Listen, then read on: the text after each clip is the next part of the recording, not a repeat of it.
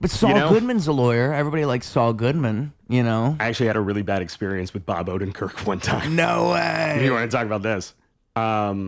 So, like 2022, I move here from Phoenix, right? I quit my job of being a lawyer. I sell all my shit. I'm like, fuck it. The pandemic just happened.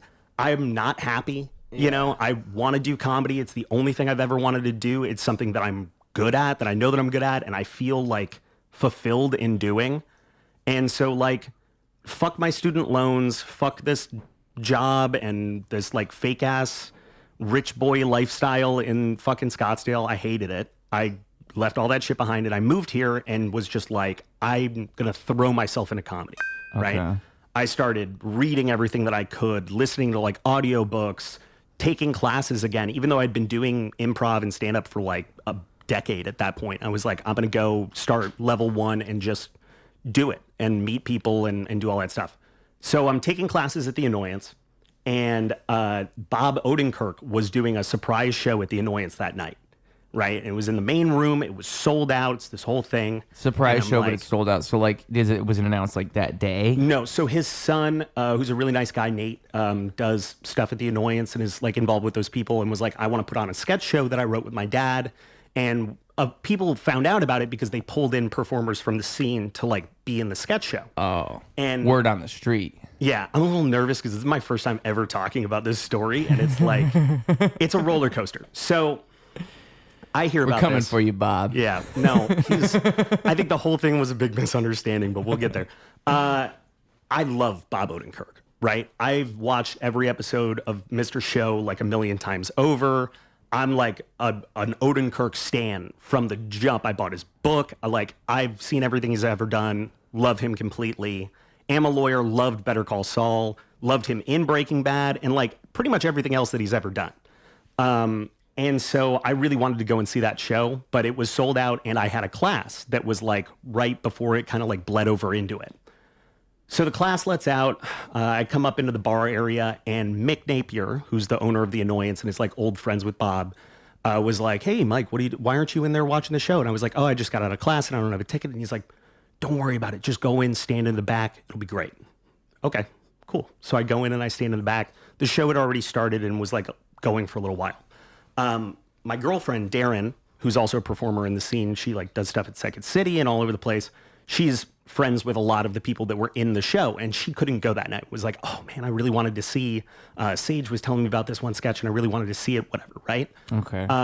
And The Annoyance is not an equity theater, so they don't have rules about recording or taking pictures or anything. So I didn't think anything of it.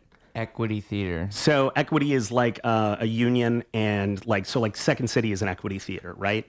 You can't record anything in there. And they make an announcement at the beginning of the show. You're not allowed to record anything because it would be a violation of their union rules. Oh, okay. The Annoyance is not like that. It's like low budget, indie stuff. People go in, put up their own things. It's encouraged often to record and take pictures and post stuff because it helps draw more people to the theater. Perfect. So I come in halfway through the show and I get a couple of short videos of like the sketches and like my friends performing to show to my girlfriend. And at the end of the show, I'm like taking a picture of all of them, you know, like bowing and Bob's in the middle and he's saying thank you. The room is fucking packed, right?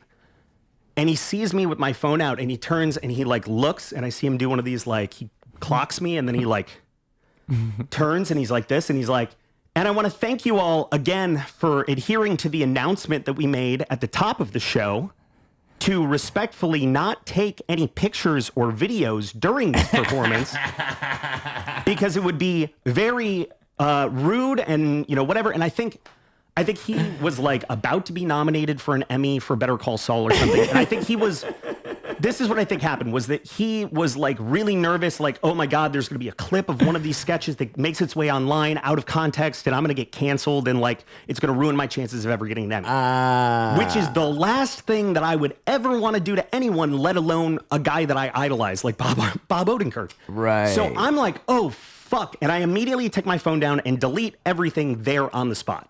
Right? Darren was mad at me later too. She was like, you could have at least shown it to me and then deleted it. And I was like, no, like I fucking love this guy. So delete all that shit. The next day, we have tickets to go and see him do like a sit down talk at IO where he's doing like a one-on-one panel, him and Mick. And I'm like, baby, I don't know if we should go to this. Like, the looks that he gave me last night. She's like, what are you talking about? She wasn't there, right? She's like, Mike, you were in the back of the theater. It's dark. He probably couldn't even see your face. He sees 1 million people a day. He's not going to remember you. That's funny. Right? Yeah. We go to I.O. You don't She's know like, the way he looked at me. Hold on. The way he looked at me. He was mad. When we get there, one of her friends had bought a ticket with us and got there first and was like, I saved you guys seats. Yeah. Front row. Front row at this talk. Which we walk normally, in- that's great. Normally, that's good news. That would be good. Yeah. We sit down. Mick's on stage sitting already, and he's like, ladies and gentlemen, welcome Bob Odenkirk. Bob walks out. So it's 2 chairs facing each other, right? And we are seated in the front row, but we're like on the left. And Bob is seated stage right. So he's right in front of us, but he's kind of like facing towards Mick. He's facing the kind of the opposite direction, right? Okay. He walks in, he sees me, and he like immediately is like, sits in the chair. And then Mick asks him, like, hey, thanks for being here. And thanks again for doing the show at The Annoyance last night. And he goes, yeah. And thanks. I know there's some people here that were there last night. And like is turning at this point all the way over like this. And again, goes on a, like, I shit you not, 15-minute rant directed at me. No break in eye contact about how, like, art is not respected anymore, and people don't respect performers, and people abuse celebrities, and how something that's said in a comedy club at 11 p.m. is then seen on the morning news at 9 a.m. while you're eating your Cheerios, and it doesn't hit the same way. I think that's a direct line from what he said. Like, and it's all directed at me. I have been in Chicago at that point 4 months. You never thought, like, at one point during this whole thing to, like, maybe, like, respond to him? How? Dude, what? No. Oh, my God. That's probably what I would do. If he was coming to me that hard at that point, I'd be like, no, you don't understand. No. Dude, my heart is pounding right now talking about this. My heart rate's at 100 right now. That would make me really nervous. That's why I would have to. I couldn't let him just. I was a ghost, dude. I was fucking. I'm like, imagine like who's somebody like in rap that you really love like and Eminem. respect. If Eminem was just talking shit. Eminem's looking at you like fucking Marshall Mathers in your face like this, like, yo, and this motherfucker right here. Last night before the freestyle, I said no phones, dude. And the hard part is, I feel like it's just like, it reminds me of like a drama show. It's like, you know, there's like something the audience knows that the characters don't know. It's dramatic irony. Surreal. Because really, all he has to know is, oh, you got there halfway through. If he knew, I got there halfway through. I didn't have a ticket, but Mick, the owner of the theater, was like, Mike, you should see this show. Like, and at that point, nobody knew who I was. Nobody was casting me in anything. I was going on auditions, doing great in the auditions, but nobody knew me and didn't know that I had been doing improv for like 10 years at that point and, you know, really loved this and what I had given up, all the shit that I threw away just to like come here and follow this dream, not because I want to get famous or do anything with it, but because it's what I want to do with my life. Yeah. You know, and it's just what I really love. Yeah. And I'm getting like 4 months into that like, you know, from the outside perspective, horrible decision, throw away a career and, you know, all my law school debt and everything else that I went through to get to that point. Like, make this crazy choice of I'm going to go and I'm going to follow my dreams and like devil may care, fuck it, whatever comes may come. And 4 months into that, no one knows who I am. And I am instantly just the guy that Bob Odenkirk fucking hates. Who couldn't do the one thing that Bob Odenkirk asked us all to do. Yeah. It's a pretty funny misunderstanding. I don't know how I didn't just give up right then and like leave and just be like, yeah, no, never mind. I'm going back. I made a mistake. This is a bad idea. But I stuck it out probably because of Darren, because I love my girlfriend. She's great. And she's, you know, has kept me cool headed through a lot of things in comedy and like the last 3 years and trying to, you know, we were talking about this earlier, like building up from the bottom. Like when you move to a new place, you really do start at the ground floor and you gotta build that respect and build that, you know, hard work and commitment and let people know who you are so that they'll, you know, be willing to give you a shot. Yeah. It's hard. First of all, I was thinking another response that my brain naturally comes up with is double down, diss Bob Odenkirk, do like a diss track. double down. Everything he said about me is true. Just go turn heel, do a diss track. Dude, the Odenkirk stands are gonna come for me for this. Just the Odin hive. Whatever it was. The Odinsons. The Odinsons. The Goodmans. The Goodmans. They're coming. The good men. What would you call? Like Bob Odenkirk's. Like Beyonce's got the Beehive. Taylor Swift has the Swifties. The Odenkirkies. The Kinky Kirks. The Kirkies. The Captain Kirks. The Captain Kirks. The Captain Kirks. Captain Crunch. The Captain Crunch. The Captain Crunch. The Bobbers. The Bobbers. The Bobettes. The Bobettes. The Bobby Boys. I feel like Odenkirk would really be what you want to do because that's the more unique part of the name. Like the Odinsons. The Odinsons. The Odinsons is good. The Odinsons sounds like a sitcom. Just a bunch of Bob Odenkirks. Just 5 different Bob Odenkirks. Oh, I got 2 dates to the dance. It's not a good Bob Odenkirk. Well, you know what's so funny about the story too is you like Bob Odenkirk. That's the part that kind of sucks. You actually like him. Love him. Yeah. Love him. Like top 10 for me for sure. Yeah. In everything that he's done and just his journey too. Like I read his memoir and it was awesome. Just him talking about, and I was listening to it on audiobook while I was reading it as well. And sometimes I would go out and I would just walk around Chicago. Again, when I knew nobody. I moved here, I didn't know a single person. Yeah. I had known people that I'd done improv with in college who had moved here after college. But by the time I got here, all those people had moved to LA. I think like during the pandemic, they all left and went to LA. So they weren't here, but they could give me like recommendations or like, hey, my friend so-and-so, go meet with them, go talk to them. But I didn't really know anybody. And LA is another big place for improv. Oh, huge for improv. The Groundlings, all that stuff like is out there. And so, but like Chicago, this is where improv was born and bred, baby. This is like the Mecca. Like I think if you're looking to get famous, you're looking to get on a commercial or on TV or on at midnight or whatever, something like that. It's all Second City, right? Like, but here, or at least like the origins of Second City. Oh, Second City. But if you're trying to get into like show business, you go to LA. Yeah, like if you're trying to get into show business, you want to be on TV or something like that, I think LA is the logical choice. I came to Chicago because I was like, I want to do like just real comedy. And I want to go to a place where there's like opportunity, honestly. I mean, I felt like I had done pretty much everything I could do in Phoenix. And I was, just kind of bored and wanted to see what else I could achieve if I like actually tried and gave myself room to grow. And that was coming out here. So I didn't know anybody, but I came out here and I would just walk like by myself a lot around. And I would like walk around the streets up and down like Wells, listening to Bob Odenkirk's like audiobook and being like, oh, I'm here like where he was when he's talking about this stuff. He has a part in the book where says something about Chicago and then he says, it's very cold there. And he repeats it like 3 or 4 times. And I was like freezing my ass off walking the streets, listening to this and being like, this is fucking cool. So yeah, I idolize this dude, and I still feel like shit about that though too, which is weird. I still feel like I did something wrong, even though I had no idea. I had no clue, and I immediately did what he asked me to do.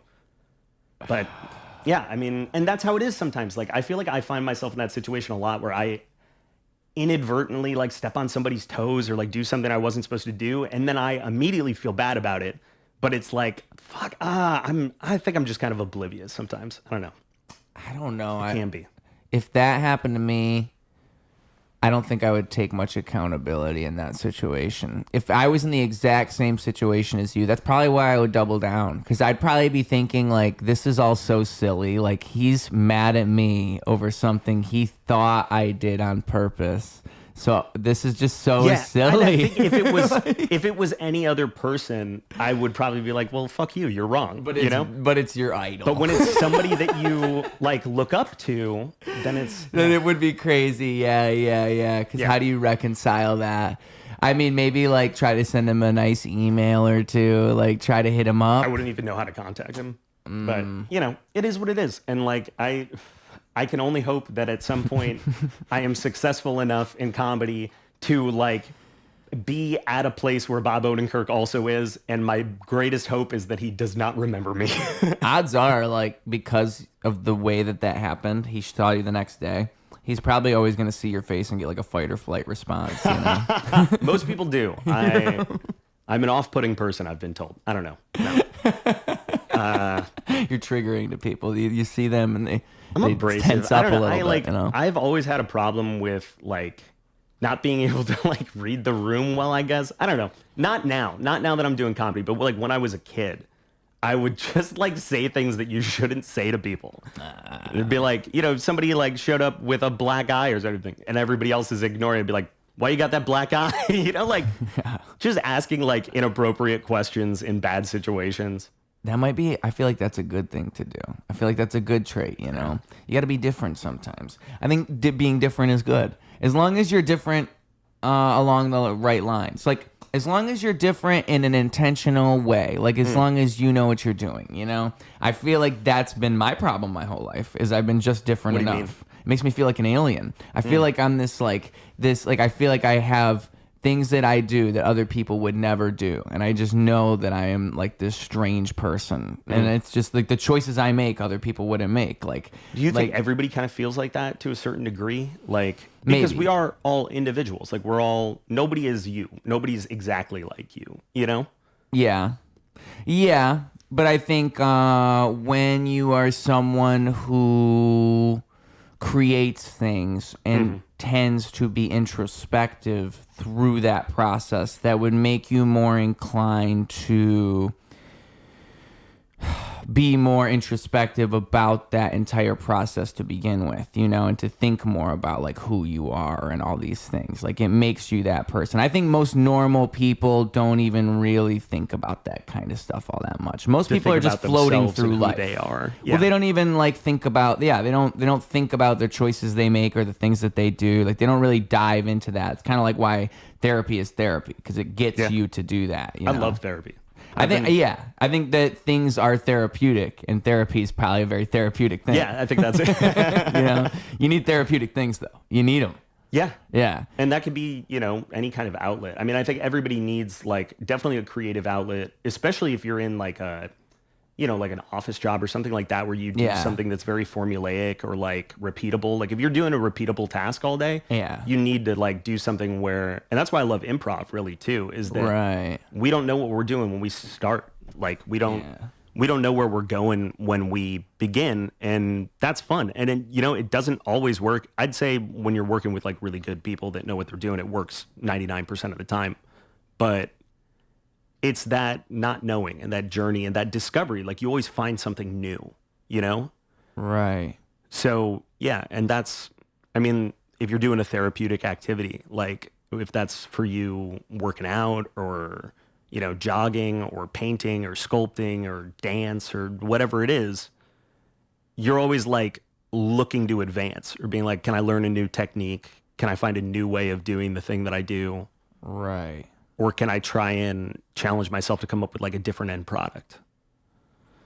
And it's the improv aspect of it that kind of gets you there in a way too, because you kind of have to like... I think improv gives you a certain sense of confidence with uncertainty, like, because there's a lot of things in life that are uncertain.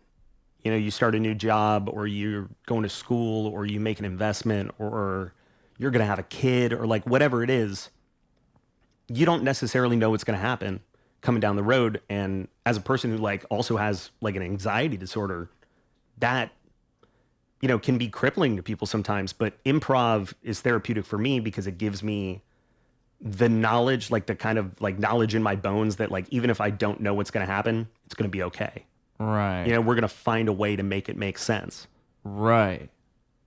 Which is almost like a Zen philosophy. And again, I was saying to you before, like that book I read where, and it with Chicago being the origins of improv, the book Truth and Comedy. Truth and Comedy. It's literally the people who made improv explaining the philosophy of improv. So you can't, there's no like misinterpreting it. This is what they thought improv was supposed to be. And it's like, you're not trying to be funny. You're trying to, every single moment, there's no mistakes. It's only justifications. Like it's all about, and all those things where it's like you're taking a moment and you're justifying it and you're making it make sense. Like, you're making things move forward, and that uncertainty is actually an opportunity. Like, that philosophy is being taught through improv, but it's also the Zen philosophy that everything is as it's supposed to be. And it's the overthinking and the over analyzing things. Yeah, trying to separate things and this versus that. Doing that inside of your brain is really what separates you from being in the moment and just going with the flow of things. And like how I said to you before about how freestyle rap is like, it's the same exact thing as improv and everything is a freestyle. Because when I'm rapping, if I'm freestyle rapping, there's no opportunity for me to stop and be like, oh, give me a second. Like if it's a proper freestyle, I can't do that. You just can't. And so everything becomes an opportunity again. Like you have to just, if you fail, like if my flow starts to like falter on the, or if I slow it down and start talking like this, then somehow that has to like flow back into some, like there's a reason I'm doing that and I'm creating the reason in the moment and all those things are happening on the spot. But that's like, you're problem solving, like on the fly, right? Yes. Like if I start a verse and I'm like, yo, I'm running down the street, I know the last line, like the last beat of this next line has to either rhyme with that or set up a flow for like the next thing, right? Yeah. But you don't have time to sit back and plan it all out on pen and paper. So I do this thing in improv and also in freestyle rap, because I freestyle a little bit. We do like improv rap, improv musicals, all kinds of stuff. Your brain is like functioning in the background while your mouth is saying something else. Yeah. Do you do that too? Right, yeah. Where you're like, I have already front-loaded words to my mouth, so my brain is processing other stuff back here.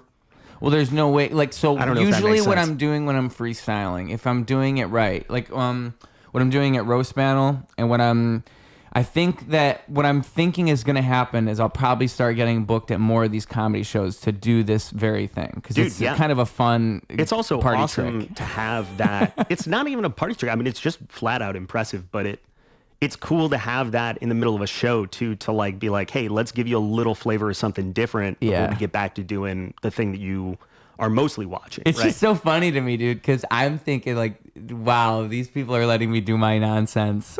Dude, and that crowd, I love the Roast Battle crowd, especially Zanies. Like those have been some of my best performances and some like the most fun that I've ever had on stage. Yeah. It's a great place. And like they're open to all kinds of different like wacky, zany shit. People bringing out props, people doing characters, people I've rapping. seen that. Yeah. I think somebody tried to do like magic on stage one time, like fucking like up close magic. Oh, really? If they haven't, they should. They absolutely should. I wish we could shout out whoever did magic. Someone has to have done magic. I'm sure. Los Digits in LA, if you haven't done a magic act yet, I would love to see that. I think it was Brandon Kiefer versus Tito. And Brandon Kiefer, at the very end, he brought in the tamale guy who was Tito's dad. That was so good, dude. I mean, that was really, to me, that got me. I was like, wow, bringing in the tamale guy. Because it's like, oh, your dad's here. And then you hear, tamales. It's so funny. It's a beautiful Did Brandon scene. It's like bring from that a movie. guy in, or was that just like something that happened like... Oh, no, it was... Oh, yeah, because I guess they wouldn't let that guy into orchestrated. Zanies, yeah. It was orchestrated by the great Kiefer himself. Yeah, Brandon's great. Tito's Agent great. Kiefer orchestrated the whole... Tito has been such a like amazing dude to me. Like personally, like every time I see him at mics and stuff, he's so encouraging. He's so awesome. We went to the Renaissance Fair together with like a big group of comedians last year, and we had just like the time of our lives. He's fucking... He seems like sick. you'd be a good wizard. I feel like you and him could both be wizards. Yeah. He showed up in like the most ridiculous like steampunk top hat. Nice. I don't know how to, with like goggles on it. Nice. I like that. He looked like the Johnny Depp, like Willy Wonka. You know what I'm talking about? Yeah. But yeah. like, yeah. it was a fun day. I think they were all like on shrooms or something too. We were smoking weed in the park and just walking around and like throwing tomatoes at people at the thing. And I love a Renaissance fair. A Renaissance fair is really fun to me. And I wonder if they'll have the same thing like a couple 100 years from now for us. Yo, like a Renaissance fair, but it's our society. Like, oh, these are cell phones. The recession fair. This was OnlyFans. They would, fair maidens would display their goods over the internet. I don't even know, because like, what kind of stuff would you see inside of the Renaissance fair that would be now? Of course, it would be stuff like cell phones and OnlyFans, but like maybe like a car. Maybe you drive a car. You'd get a gun and shoot a gun. Tesla. Yeah, Teslas.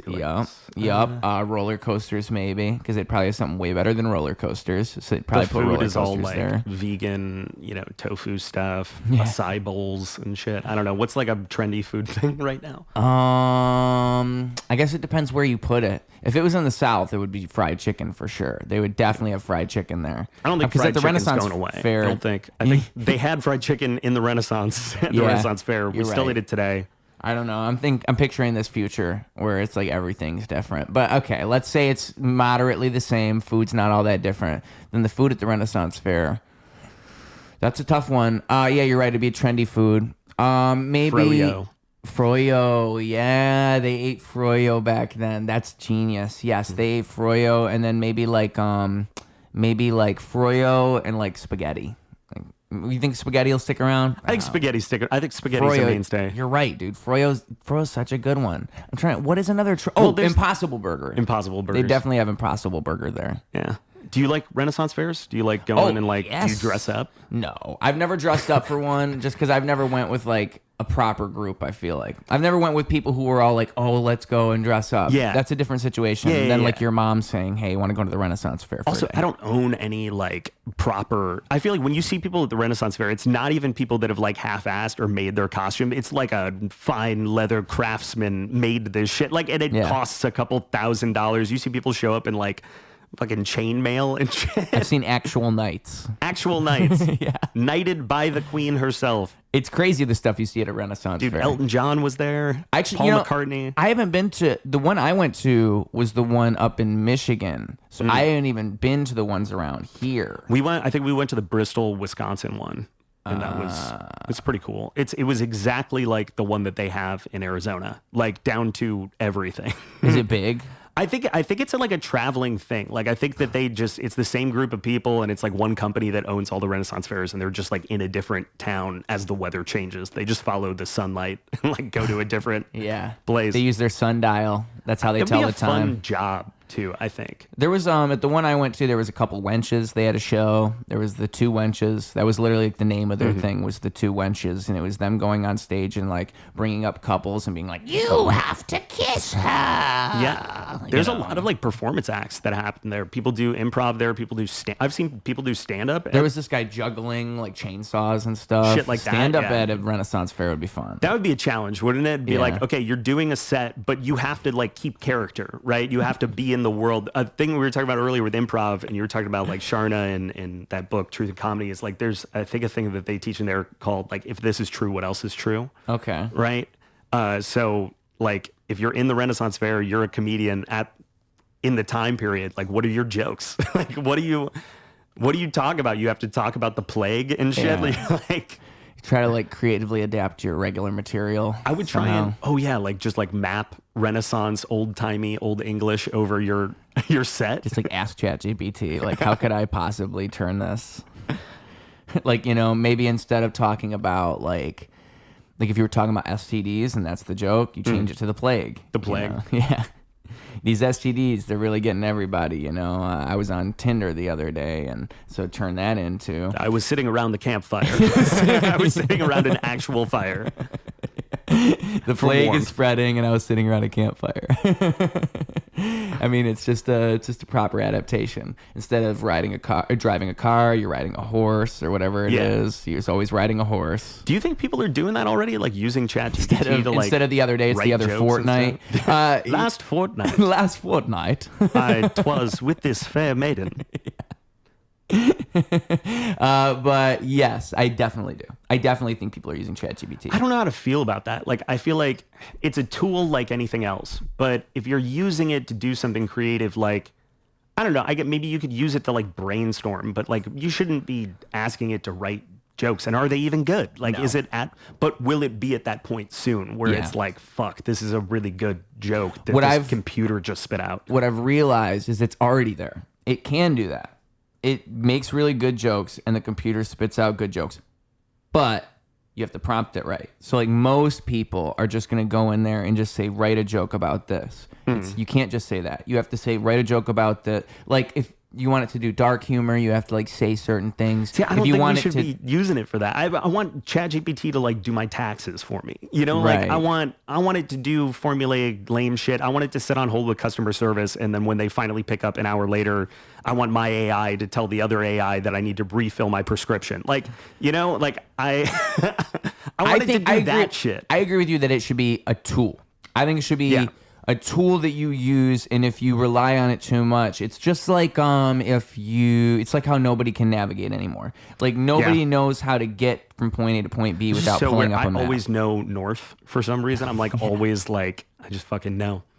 I think being in Chicago kind of helps because if you know where the water is, yeah, and also the grit. Like the streets are like a grit. I lived in D.C. for a long time, like when I was in law school, and that shit fucks you up because they got those diagonal streets, and that city is intentionally designed like that to make it so like in horse and buggy times, they were like if somebody killed the president, they need to have the most difficult time possible trying to get out of the city and away from it.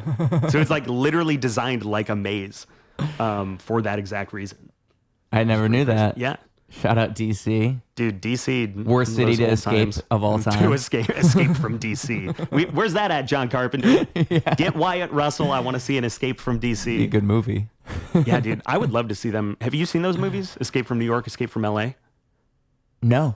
Dude, what? What are you doing? I haven't seen a lot of movies. I haven't seen a lot of movies. Oh, so lot good. Of movies I'm like a big nerd for like movies, comics, any of that stuff, especially like 80s sci-fi, that stuff. Yeah. That's my fucking jam. What are these movies?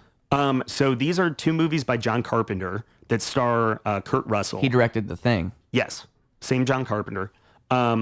The first one, Escape from New York, is basically like, you know, post-apocalyptic future of 2012, you know, like, and the entire island of Manhattan has been turned into a prison, basically. Okay. Like, it's just a walled off, like, Alcatraz, and it's totally inside. There's no guards or anything. They just throw the worst of the worst criminals into Manhattan and let them run amok. And, as one does. Right. And I think what happens is like Air Force One goes down for some reason or is hijacked or something, and the president gets in an escape pod, and the escape pod lands in New York City. So now Kurt Russell, whose name is Snake Plissken, and he has an eye patch and like a long leather jacket, he's like ex-special forces, but he's on the wrong side of the law. And they're like, if you want to go free, we're going to send you into Manhattan. You got to get the president. You got to get him out. And then they inject like a fucking bomb in his neck. And they're like, if you don't get him out and come back, then we can't disarm the bomb and you just die. Yeah. And then Escape from LA is the exact same thing, but with the president's daughter.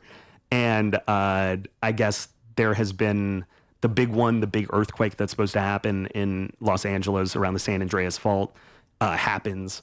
And somehow LA breaks off and becomes an island because that's how islands work, I guess. Yeah. It's not. And then he has to go in and do the same thing. But they're like these really campy sci-fi action, like, and like the cheesiest, like, I'll be coming back for you. Like, you know, type of, like fucking kill somebody with a fire extinguisher and be like, put it on ice. I don't know, like some stupid, cheesy, campy lines. And they're awesome. They're just the fucking best. Yeah. And if I could pitch any movie to Hollywood right now, it is give us the Snake Plissken prequel starring Wyatt Russell in the role that his dad played as Snake Plissken. You think they do it right though? You think they could get it right? Yeah. I think they were fucking up the reboots for a while, and now they've kind of gotten a handle on it Hollywood wise. Like, I think like look at Indiana Jones, right? Kingdom of the Crystal Skull, bad. It had some good points in it. There were some parts that I liked. Dial of Destiny, I liked a lot more. Okay. I think they did some weird things with the story that I wouldn't have done. I wouldn't have killed off Shia LaBeouf's character, but I think it was more true to like the original Indiana Jones, but didn't feel like they were just, like you said, like a lot of these like sequel reboots kind of feel like ChatGPT. They feel like they were like, watch the first 3 movies and then like duplicate it basically. Right. And I feel like now sequels, reboots are getting back to like doing things right. This new Predator movie that's coming out looks really good. Prey was really good. I think they would do that well. The new Tron movie that's coming out looks really good. Oh, right. I forgot Tron about Ares. that. Yeah. So yeah, I think they're getting a handle on it. I think the key to success with sci-fi and fantasy and like comic book type stuff is you don't want to do too much pandering, right? You don't want to do too much of like, hey, you remember this thing? Or like, here's the catchphrase. But you also don't want to totally deviate and like get away from the things that made people fall in love with those IPs in the first place. Yeah. Right? So like it's like a sly pandering. I mean, we're like, gonna pander to you. We just don't want it to be too in your face. isn't that kind of what Stranger Things, the whole appeal is that it's like 80s? Yeah, I don't really like Stranger Things. It's not my jam. I like the first season a decent amount. I feel like it's one of those things where you just have this great thing and then you keep going with it and eventually it kind of becomes a parody of itself. Like it flanderizes itself. Right. Because it's like, well, it's just too successful for its own good. You can't wrap it up properly. Yeah. So you keep explaining too much. And Like I think- now you're diving too deep into the lore of this universe that was mysterious originally. If you just kept it as mysterious as it was in the first season, we don't know anything about like the monster and where it comes from and all this. That's a good story. But as soon as you start like explaining these like Lovecraftian monsters and there's this universe it comes from and there's all it just now I know too much and the magic of the original season is kind of gone because you explained everything. And maybe it's not the thing that I really wanted it to be, and so then it's not that thing. You know, like.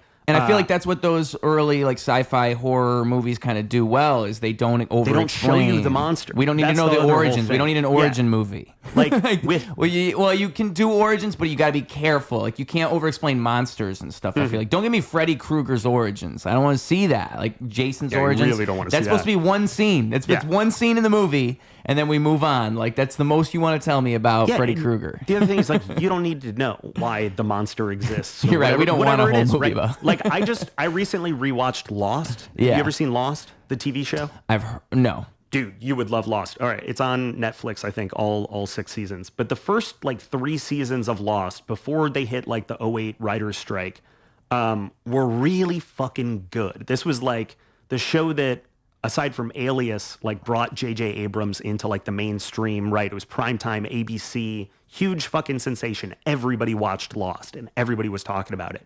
And they were talking about it because nobody knew what the fuck was going on. Yeah. And that was the whole thing, was like every episode they would introduce a new weird thing where you're like, what is that? And what does that have to do with any of the other shit? And they would not give you answers until like 2 seasons later. And that answer came with 5 more questions. And then that's why... The smoke. Yeah. Wasn't the smoke So one of them? they suffered from the same thing that you're describing because everybody's intrigued and enthralled with the show. Now everyone's watching it. Now the network's like, yo, we need to keep this going, right? So either you can't like end the story where you wanted to end it, or, you know, fans really love this, but they need more answers. So you guys got to like put more in there, or the creators get too big and then they're like, well, now I want to go do Star Trek, right? J.J. Abrams wants to go direct Star Trek and then eventually direct Star Wars. We got to wrap it up. Well, we have to answer all of these questions that we laid out there. Yeah. And then they provide all of these answers and people hate it, right? Yeah. They're like I think the last 'Cause season there got was like some of the worst reviews. Because it wasn't a plan. There wasn't a plan for Right. those answers. And now you suddenly have to make all of these things make sense Yeah. to a degree of certainty where once you build a fan base that is as invested in something as like Trekkies are in Star Trek and Star Wars fans are in Star Wars, you need to have like a full understanding of all the details and the minutia, because the slightest contradiction or like anachronistic thing is going to throw people into a frenzy. I think that's why the Star Wars spin-offs and like TV shows have done well to varying degrees, right? Like the ones that are really in tune with the original IP and make references to it, but don't rely on it so heavily and are creating original stories. Like everything that Dave Filoni is doing is fucking awesome. What's he doing? So he's like writing on The Mandalorian, which then Jon Favreau is like directing and like creating. The Bad Batch, what other Star Wars shows that are coming out? Or Dave Filoni? I think Andor.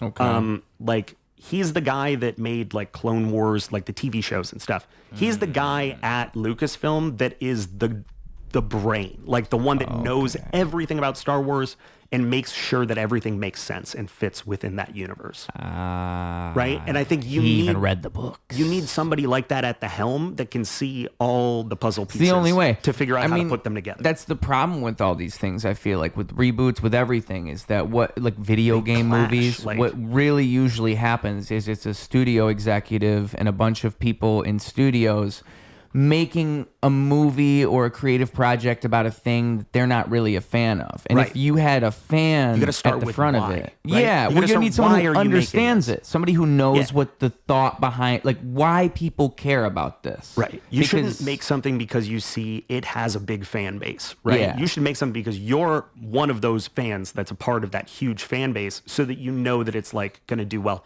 There's a lot of hate on like The Last of Us season 2 right now. I think it's good. I mean, like I don't think that all of it's great, but like it's decent. I'm happy. Well, even the game had a mixed reaction. Yeah, the second game got a huge like backlash. Even though it's fantastic, I just replayed it recently. It's awesome. Yeah. How long after the first game was that? It was years. First game came out in 2013, and then the second game was released in 2020. Yeah. So 7 years later. It's a huge gap. Yeah. Yeah. But you know, fantastic storytelling, amazing. I love that video games are being treated really respectfully now with like Naughty Dog did a their lot of that. ability. Yeah, but like With Uncharted. What you mean, like the movie, the cinematic storytelling? Cinematic storytelling and like interactive storytelling, right? Like Last of Us is a fun game to play, shooting the clickers and running away from like, you know, soldiers and shit. Like it's a fun interactive game, but also it's got a fucking killer story. It is a movie that you play through, and I think that's what the Grand Theft Auto games were. I think so we were known talking for. earlier before we started recording about like TikTok brain and like how do people even like watch a full movie now. I think you make it interactive, and I think maybe that's where movies are going. I think in the future maybe we won't even like go and watch a movie. Like every movie will be a movie that you play. Yeah. To varying levels of like difficulty, right? Like if you're not really a gamer, you can just do things like move your character to the door so that the next cutscene will start. But it'll still be like have you seen those ads that are like, you need to click this to make the ad end? That's wild. Or something? I think you're right. I think that's where it's going to go because movie theaters are really struggling. People don't have, I think, the attention span to sit through like a 2.5 hour long movie unless they're really invested in it, right? I think that like your typical like rom-com comedy action movies definitely like I think are just going to be put out as like interactive experiences that are kind of halfway between a movie and a video game. Yo, that's crazy. If not, copyright 2025, Mike Mazzella. I'm just kidding. You can't copyright an idea. I'm a lawyer. I know that. No, he said it here first. We'll find a way to come back and sue you. If you use this idea, he said it here first. It's on record. I'm establishing novelty. Yeah, that's what we'll call it that. Establishing novelty. He's the professional. Establishing novelty on our ideas. I am a professional. I am a lawyer. I just, but, there's a reason why like lawyers have to read books because we don't know everything, but we know how to know things. That's what it is. You're good at memorizing. No, it's the opposite. It's like, I think like, if you're good at memorizing, you should become a doctor, right? Like you should have a wealth of information and knowledge at your disposal, like in an instant moment where you need to react. Yeah. Lawyers have the benefit of like, I need to do something in 2 days when this filing deadline comes. So I have time to look things up and make sure that I'm right and make sure that I like, have the best argument possible to make. Yeah. But we have the benefit of not needing to memorize everything. Yeah. And so it's more like knowing how to play an instrument rather than memorizing sheet music. Because it's like you're jamming, kind of? Yeah, or like knowing what is applicable to what, right? Understanding jurisdictions, understanding, like the supremacy clause and that like the federal government can, in certain instances, like with courts, like a state court decision can be appealed to the federal government. Like knowing what avenues are available to you and what you can do is beneficial to a lawyer, but you don't need to necessarily memorize the specifics of every statute or every ruling or anything. There's things that will come up repeatedly that eventually you just know because you do it so often. But yeah, it's a lot less like memorizing and knowing everything on the fly and a lot more like knowing where to look to find the information that you need and knowing whether or not it's actually applicable to the situation. Issue spotting is what we call it a lot of the time. Like if somebody comes in for an initial consultation and they're just telling you their story, right? In layman's terms. I went to this place. I agreed with this guy to do this thing. He says he's going to do this. A week later, I find out that after I had already done this. And listening to that story and being able to point out, okay, offer acceptance. Okay, right there, you've got consideration. Okay, that's a contract. Okay, and he's going to do this. They were going to put it in writing. It's not in writing. Statute of frauds. Okay, so maybe it's not binding. Oh, but this guy already changed and did this thing in reliance on it. Okay, now you've got promissory estoppel. So that's essentially a contract. Like being able to identify what potential things could come up in something. And then you would take that and you'd go and do your research to double check. Okay, I think that this means that I can do this.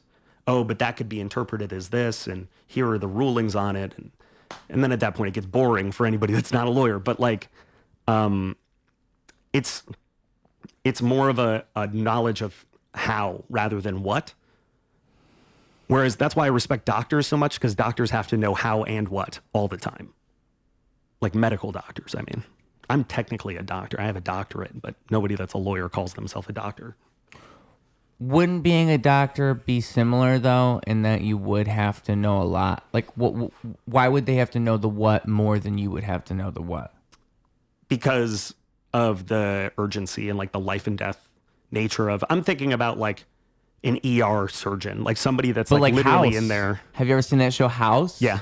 He always knows the how, Yeah. He's always like, how did you know how to do this, House? I don't know. I just know. And that's what I'm saying. And I'm sure that like doctors have resources available to them to like look up symptoms and stuff and see like what, other than WebMD, I hope that's not the only thing that's available to them. WebMD told me I had cancer. Lawyers, we have tools available to us like Westlaw or Lexis or something where you can like go in and search for case law, like using, their algorithm to find cases that are on point. And then it's your job to read them and understand them and understand whether or not they have a bearing on your case.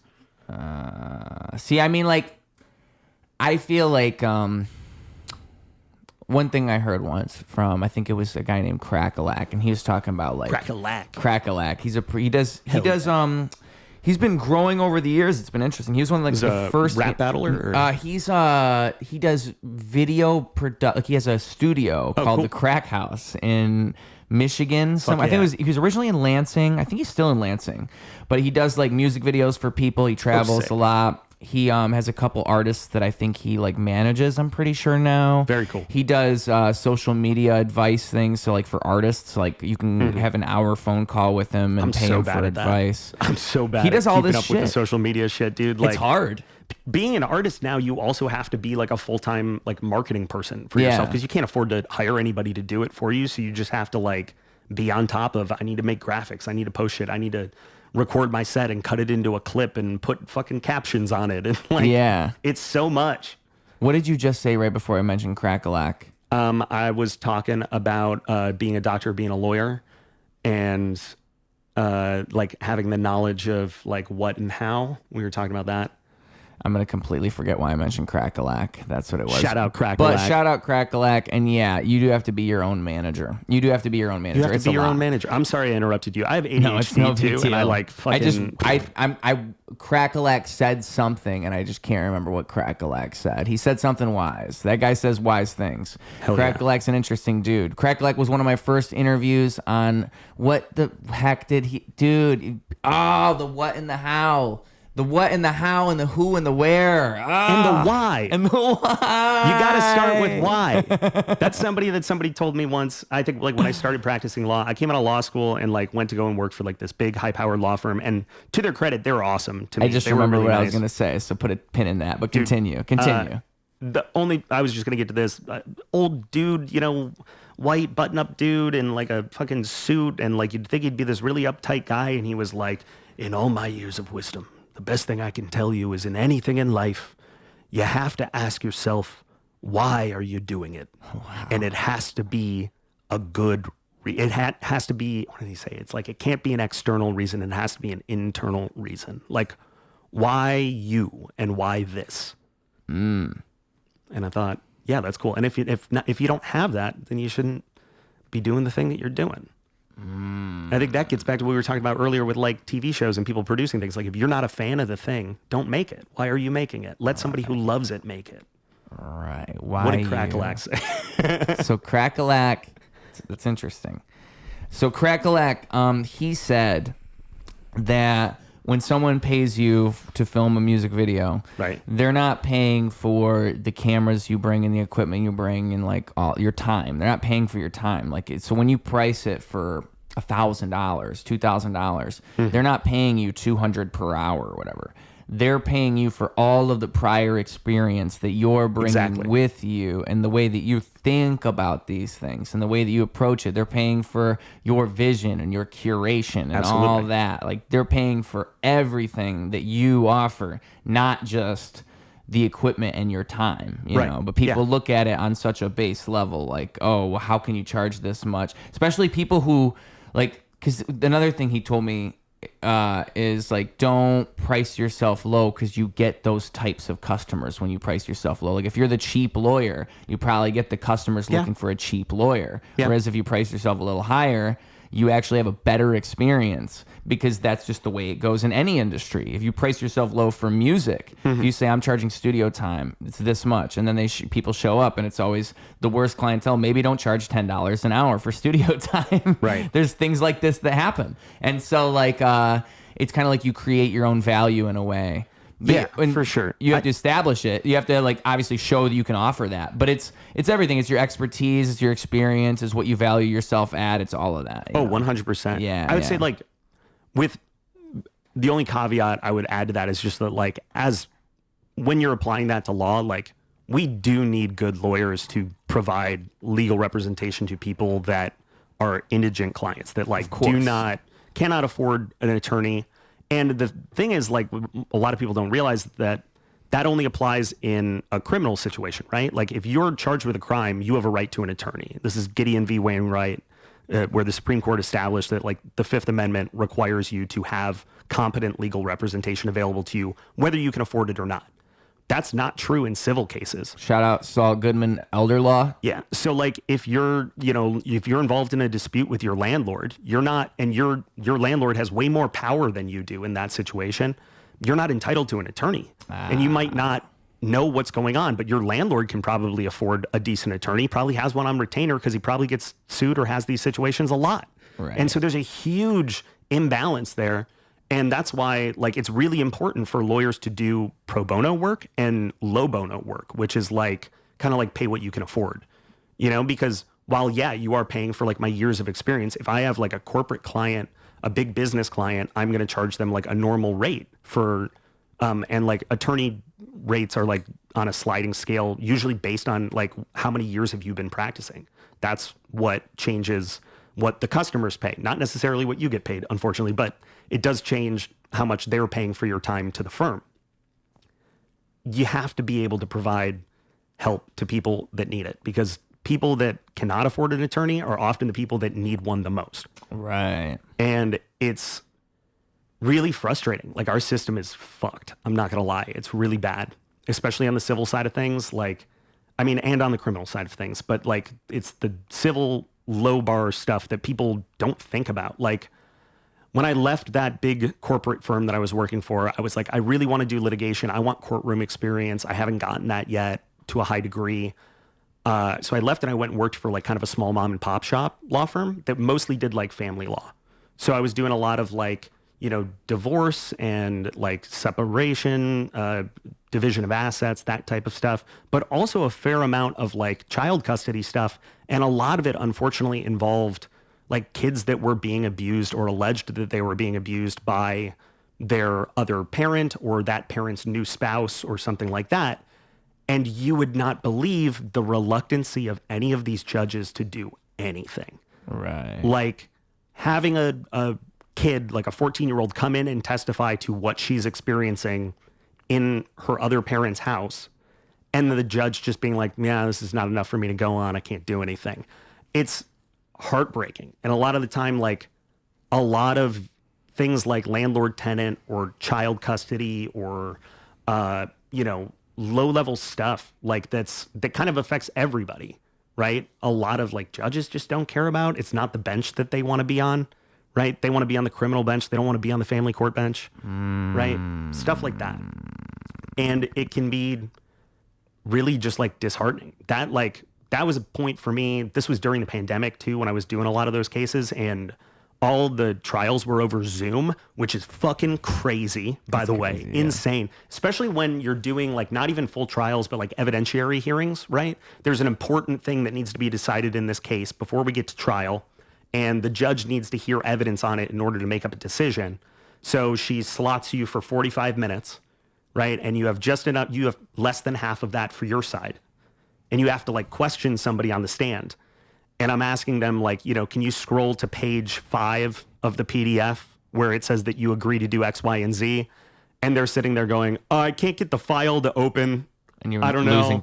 Losing time, can't do anything. If we were in person, I'd just walk up and like hand them the paper and be like, this right here in front of you. Can you see that? Yeah. So like shit like that. It was crazy. I became very jaded during that time and was just like, fuck it. I hate doing all of this. Selling all my shit, moving to Chicago. I'm going to go do comedy full time. And yeah, and then, you know, got my Where license. they were also doing those on Zoom calls. Eventually, yeah, comedy shows on Zoom calls. Came to my senses and was like, I should probably like get my license here just to like, you know, have it and then continue practicing. And so I got my license in Illinois and now I'm back to practicing law. But thankfully being able to do it on my time and on my terms and doing it only about like, you know, 20 to 25 hours a week, which then gives me so much more time to do comedy, which is great.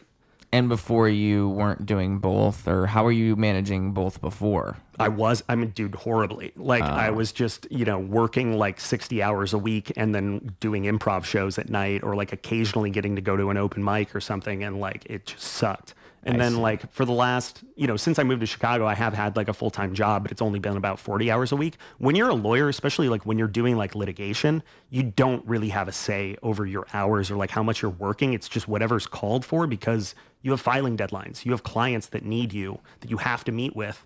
Like, and if a bunch of those things all get scheduled at the same time, suddenly you're working 80 hours this week. Sorry. Yeah. Like, and you can't just not do it. It's not like another job where you can just not show up because it's not your life that's on the line or like your interests or your life savings or your custody over your kid. It's somebody else's. Yeah. And so you have to, you know, and if that means you can't do a show or you can't do a mic or you can't do whatever, then you just can't.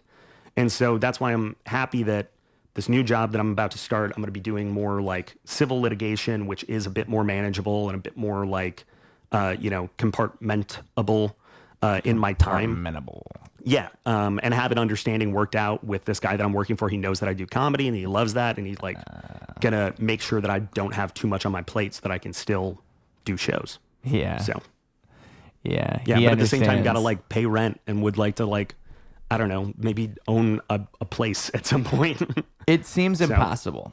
I feel like it's because the more I think about it, dude, like even like I'll see like comedians that I think of as doing well, and then I'll realize like, oh, they have a day job too. Like, when do I get out of this infinite loop? Like, how is it possible?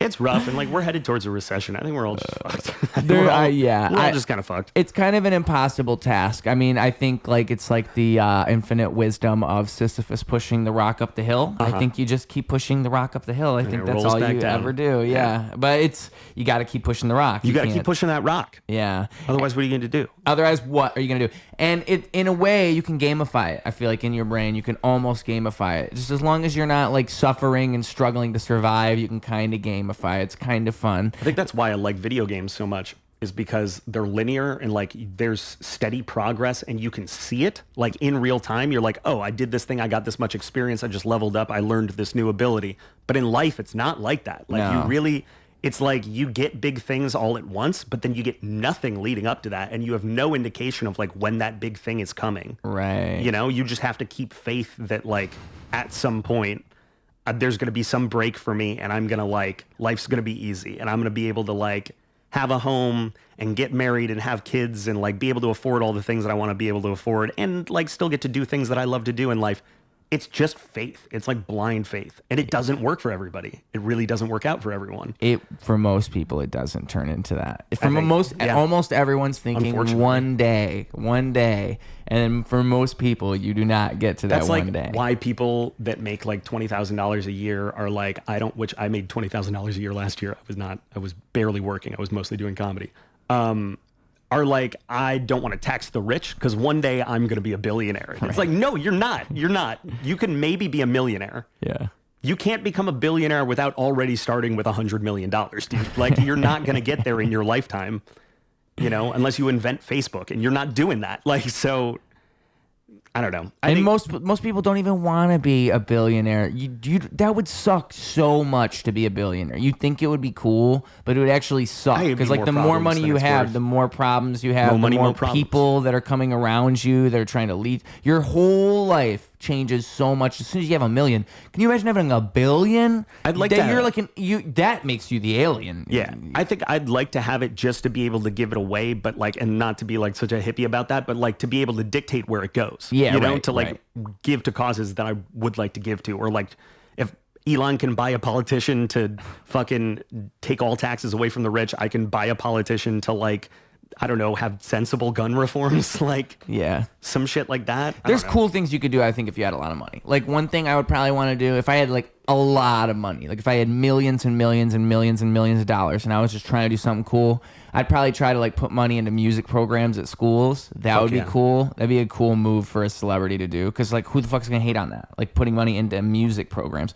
or like art programs in general. Like, I'm funding for 10 schools to build a gigantic like stage theater at the school. Like I'm funding 10 of those, and that would only cost what, like $1 million. If I had like 100 million, that's 1 million on my 100 million. That'd be a cool move. Yeah. Maybe like someday some kid's gonna do just a really cringy improv set on that stage, and I caused that. I made that. I was that kid. Yeah.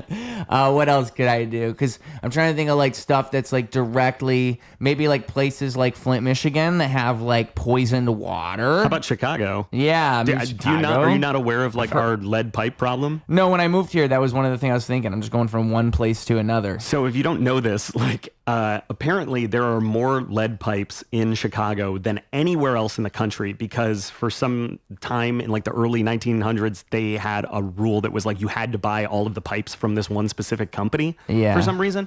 And they're all lead pipes. And so the whole country had like, there was a federal regulation to replace all lead pipes.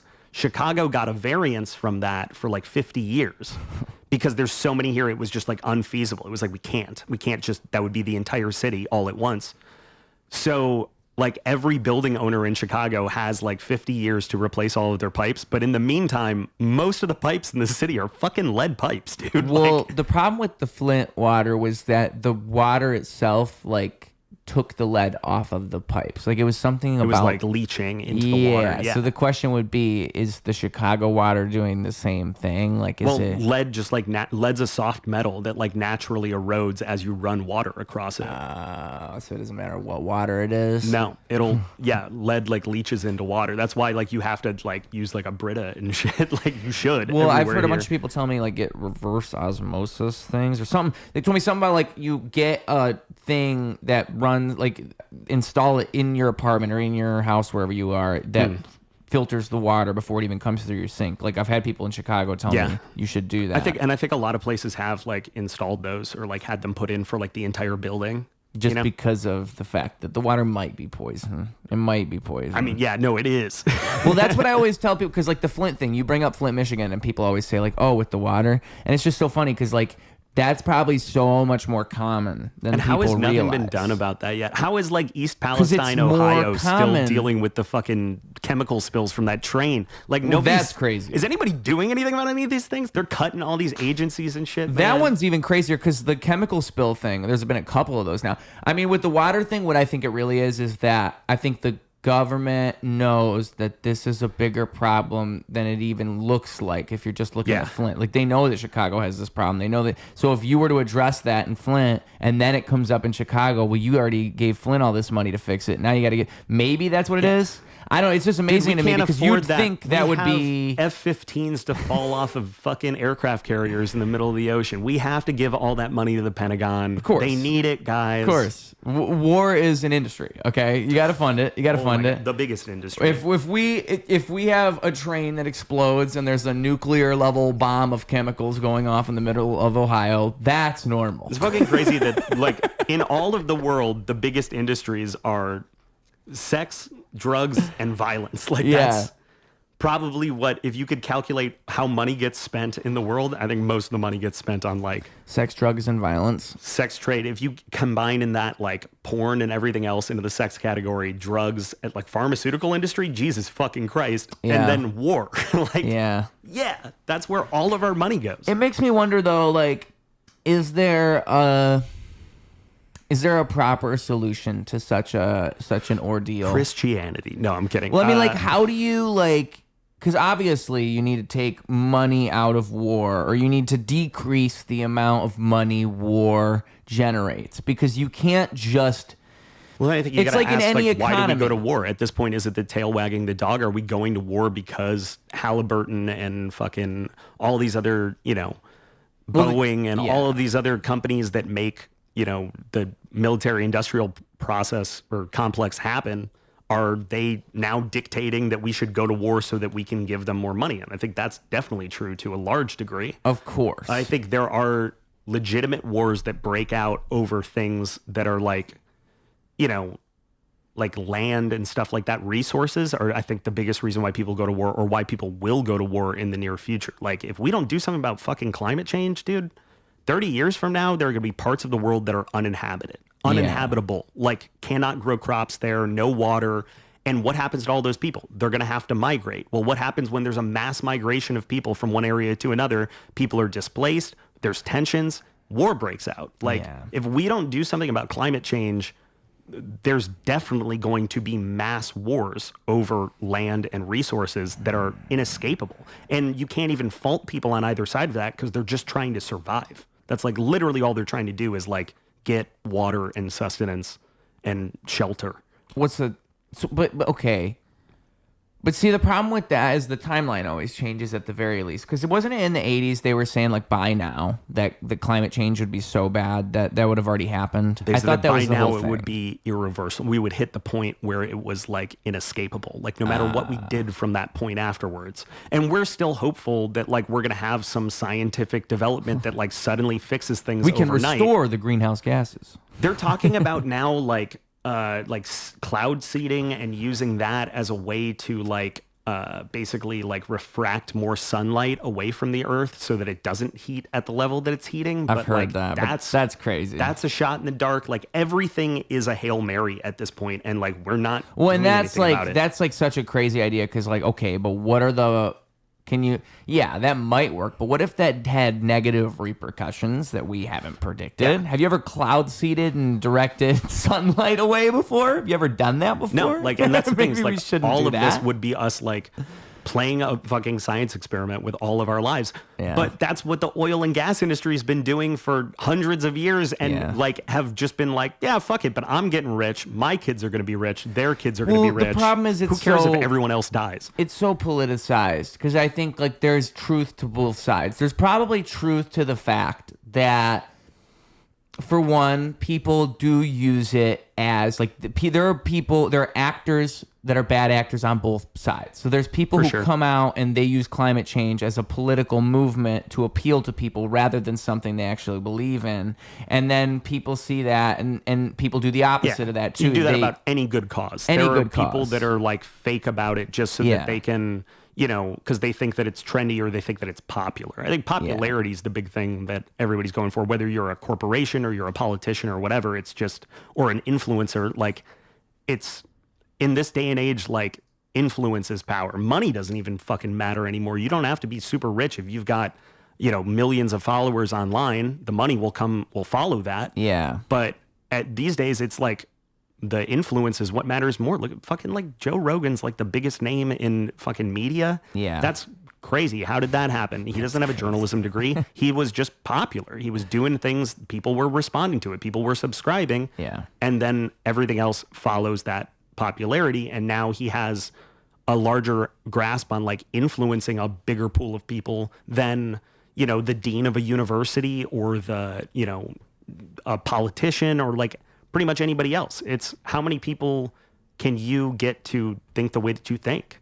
Yeah. And I think that, you know, I don't know why I'm sounding so much like I'm about to go like Occupy Wall Street or some shit, but like these corporations and shit, like that's what they've been buying influence for years, ever since Citizens United, where the Supreme Court said dollars are speech and corporations get free speech so they can donate as much as they fucking want to any politician.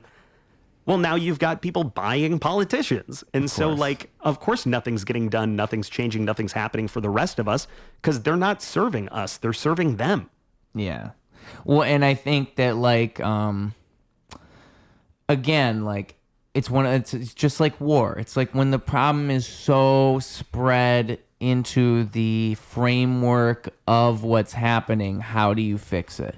So if you have a system in which money supplies everything. Money is the root of politics. Everything is funded by something. And so if someone's funded by someone, you can kind of guess what they're going to say because that's how politics is. I need your money in order to campaign. You give me money. Now I will not say anything that is in your disinterest. There is a solution. We won't do it. Yeah. But there is a very easy solution. It's get dark money out of politics. Yeah, but that's... Federal, like make all federal elections have to abide by like a campaign maximum, like a maximum amount that you can spend on a campaign, and that applies to all of the candidates, right? Get rid of super PACs, so you don't have these outside groups, you know, putting out an ad, and then at the bottom it says this ad was paid for by the Fund for American Prosperity and blah blah blah blah blah. But any movement, it's a Trump ad, you know, like it's not. It's benefiting them, you know. Like I ran for student body senate when I was at U of A, University of Arizona. Bear down, go Cats. And we had rules on how much we could spend on our campaign. Like, it was like, you can't spend more than $2,000 on your campaign. I spent $200 that I, like, worked up in tips working at Frankie's Cheesesteaks. Shout out Frankie Santos. Rest in peace. And, like, that was a thing that we had. Why don't we have that in the real government? Like, it's kind of crazy. But again, like, I think, okay, so how do you do it? Because the people who have money won't let that happen. Like, that's the problem. The people who actually have power won't allow it. That's a thing that I think people don't realize, too, is we're supposed to have 3 co-equal branches of government, right? The judiciary, the executive, and the legislature. The judicial branch, as it's written in the Constitution, has so much fucking power. They're the only people in the government that get lifetime appointments. And the reason why... Like the Supreme Court, you mean? Right, yeah. No, all federal judges, all Article 3 judges. So if you're a district court judge, a circuit court judge, or a Supreme Court justice, you have lifetime tenure. And you can only be removed if you're impeached and removed by Congress, right? Which is extreme. It never happens. The reason why they have lifetime tenure, and we don't have that in anything else, no president, no congressman, no senator, no governor, nobody else gets lifetime appointments, is because they're supposed to be beyond all of that.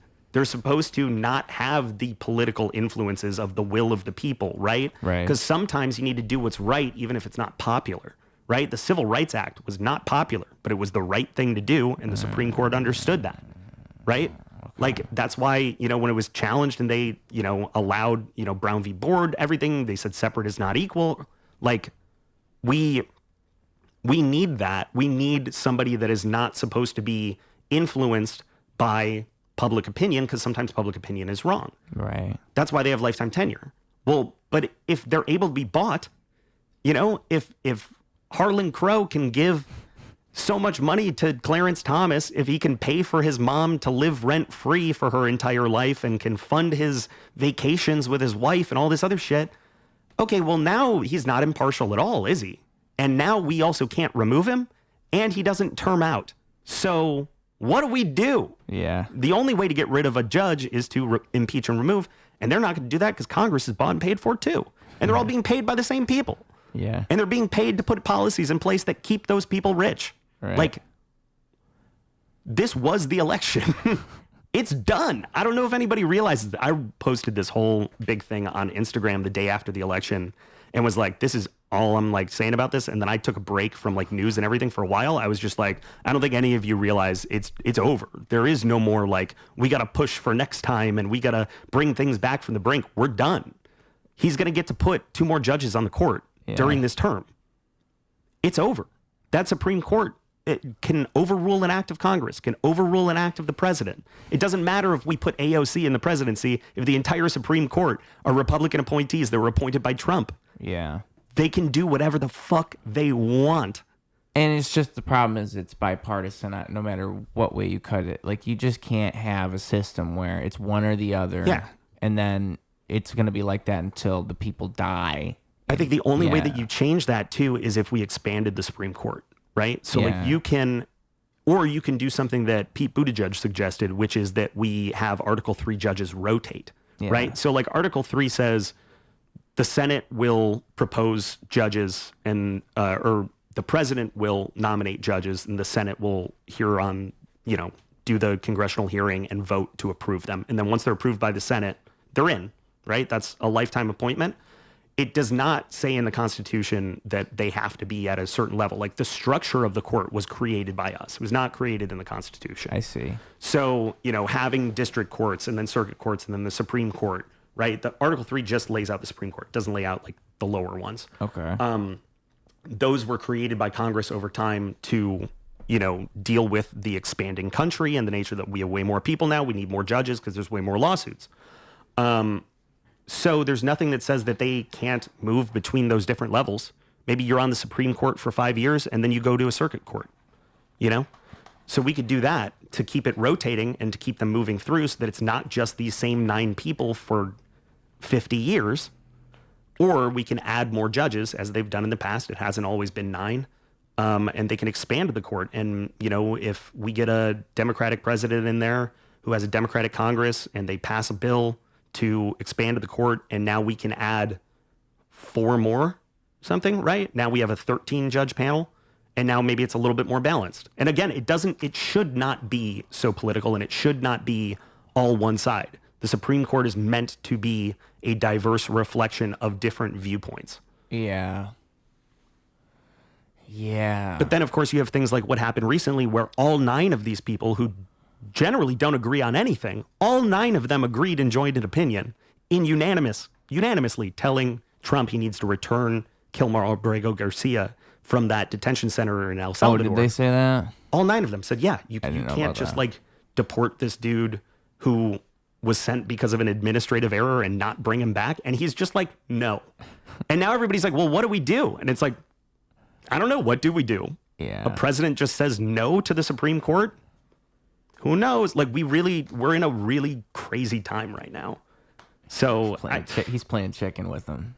That's why I'm saying like it's over. That election, that was it. And there were people that sat home, they're like, I don't like Kamala because she hasn't said enough about X thing that I care about. It's like, dude, whatever that thing is that you care about, I can guarantee you Trump is going to do the opposite of whatever you think, but go ahead and sit this one out. We fucked up. It's just all bad because Trump isn't a solution. He presents himself as a solution, and I think it's easy to think that he is the solution if you want one. Like if you look at the way that we do things as corrupt and you think the country is corrupt, which most people do.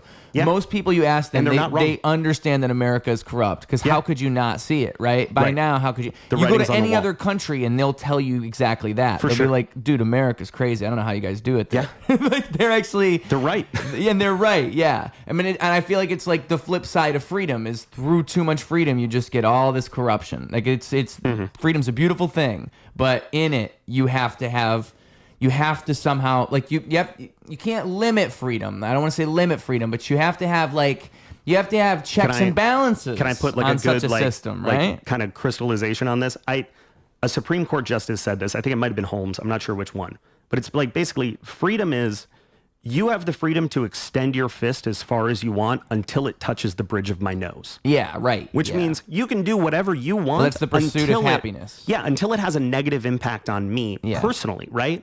So that's why that's kind of how I see freedom too. All these people that are like, oh, I want to ban drag shows because it's offensive to me and my religion. It's like, yeah, but they're not doing it to you, right? Yeah. Like they're doing their own thing. Maybe that's not for you. That's okay, right?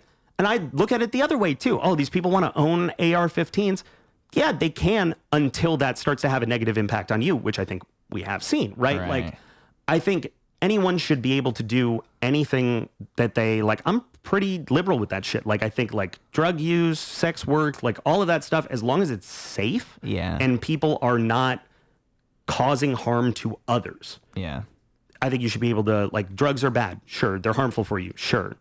You're an adult, you know, do what you want with your life, make your own decisions. Most of the time you're a drug addict, you go to prison, you don't become a better person. No. Prison is the worst place for them. My criminal professor, Paul Butler, who's a professor at Georgetown, wrote this book called Hip Hop Theory of Justice.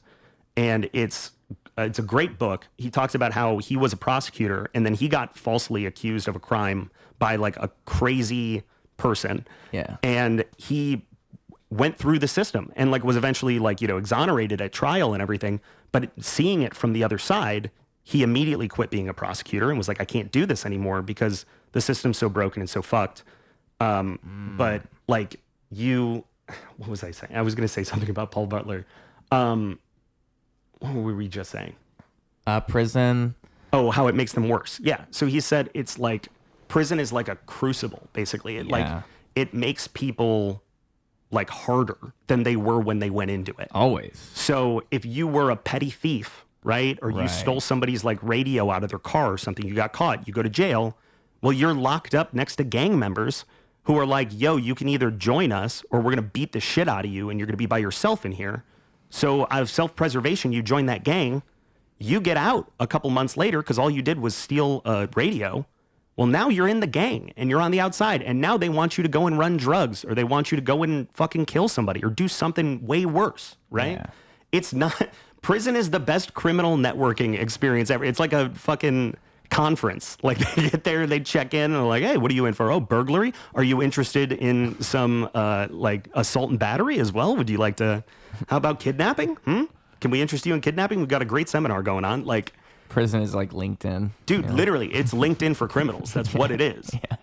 And I mean, people that go to prison, keep in mind too, are not necessarily bad people, right? Like maybe they got mixed up in the wrong thing, but to put everybody together, to have the worst, most hardened criminals in there with people that were doing something so they could survive is not beneficial to any of them. It's not rehabilitative. Like we call these places correctional facilities because the idea is we're supposed to have them come out better than they were when they went in. And they always come out worse. Yeah. If they get out at all, dude, I used to go and sit with like my lead attorney that I was like my mentor at my firm, my first year out. And we would do pro bono, like appeals board hearings for people that were like trying to get out on parole.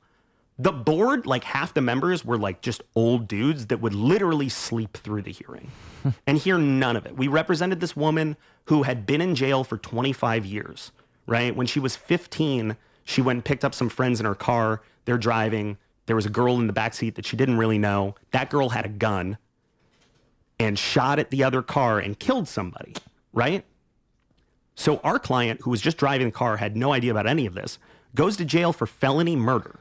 Wow. Felony murder is what we call a legal fiction, but it's on the books. It's like if you're in the act of committing a felony, like a robbery or something like that, and somebody dies, even if you didn't kill them, you didn't intend to kill them, whatever, somebody dies because you were committing a felony, then you're charged with murder.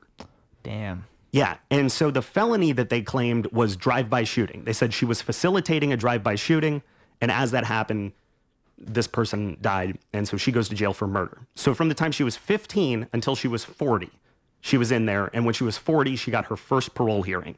We go before them. We tell them she has no record in the last 25 years of being inside. Her warden wrote a letter of recommendation. All of these people write these letters of recommendation. She started like a cancer charity walk event in the prison, like all this stuff. They didn't fucking care. They didn't listen to a word of it. They didn't give a shit. And at the end, they just denied her application and she'll get to try again in 5 years. Wow. The system is fucking broken and we spend so much taxpayer money keeping people incarcerated who should not be there. The prison industrial complex is fucking crazy, dude. The concept of a private prison is bonkers. That's just slavery. That's all that is. You have created a profit motive to keep people locked up, regardless of what they've done or whether they should really be there, or if it's benefiting society or benefiting them or anything. It's benefiting the shareholders of the, CCA. To keep them there. Yeah, Corrections Corporation of America, or whatever the fuck they call themselves now. And when Biden was in office, he signed an executive order saying we're no longer renewing any federal contracts with private prisons. Trump's absolutely going to renew all of those contracts. Here comes the money. Here comes the money. Yeah. Money, money, money, money. What is that? The $1 Million Man. That's Ted DiBiase. no, I think what I'm it's thinking of. Shane, isn't it? Oh, Shane McMahon. yeah, it's Shane McMahon, right. Ted DiBiase, something else. Do the little back thing. Dude, I used to Yeah. be such a big wrestling fan back in the day. I Oh my God. keep up with it now, but it used to be a lot better.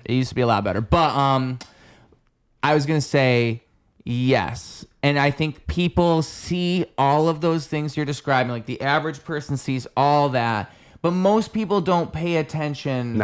To everything, because how could you? If you're can't, somebody who pays attention to politics, You're you're thinking crazy. about your own shit. Like- You're what's that? I think if you're paying Oh, you're attention thinking to about your own politics, shit. I think Yeah. if you're paying attention to politics to that degree, that comes with a certain level of privilege to be able to have Right. the free time to be able to watch the news all of the time. Yes. You know, some people are fucking working all day, working 60 hours a week, like at like a fast food joint or something, and all they're thinking about is trying to feed their kids. So they're not listening to the NPR interview with AOC or Trump's sit-down interview on ABC or whatever. Like, they're tuned out. They don't care because they can't. They don't have the freedom or the luxury to care about big picture things they're trying to deal with today and tomorrow.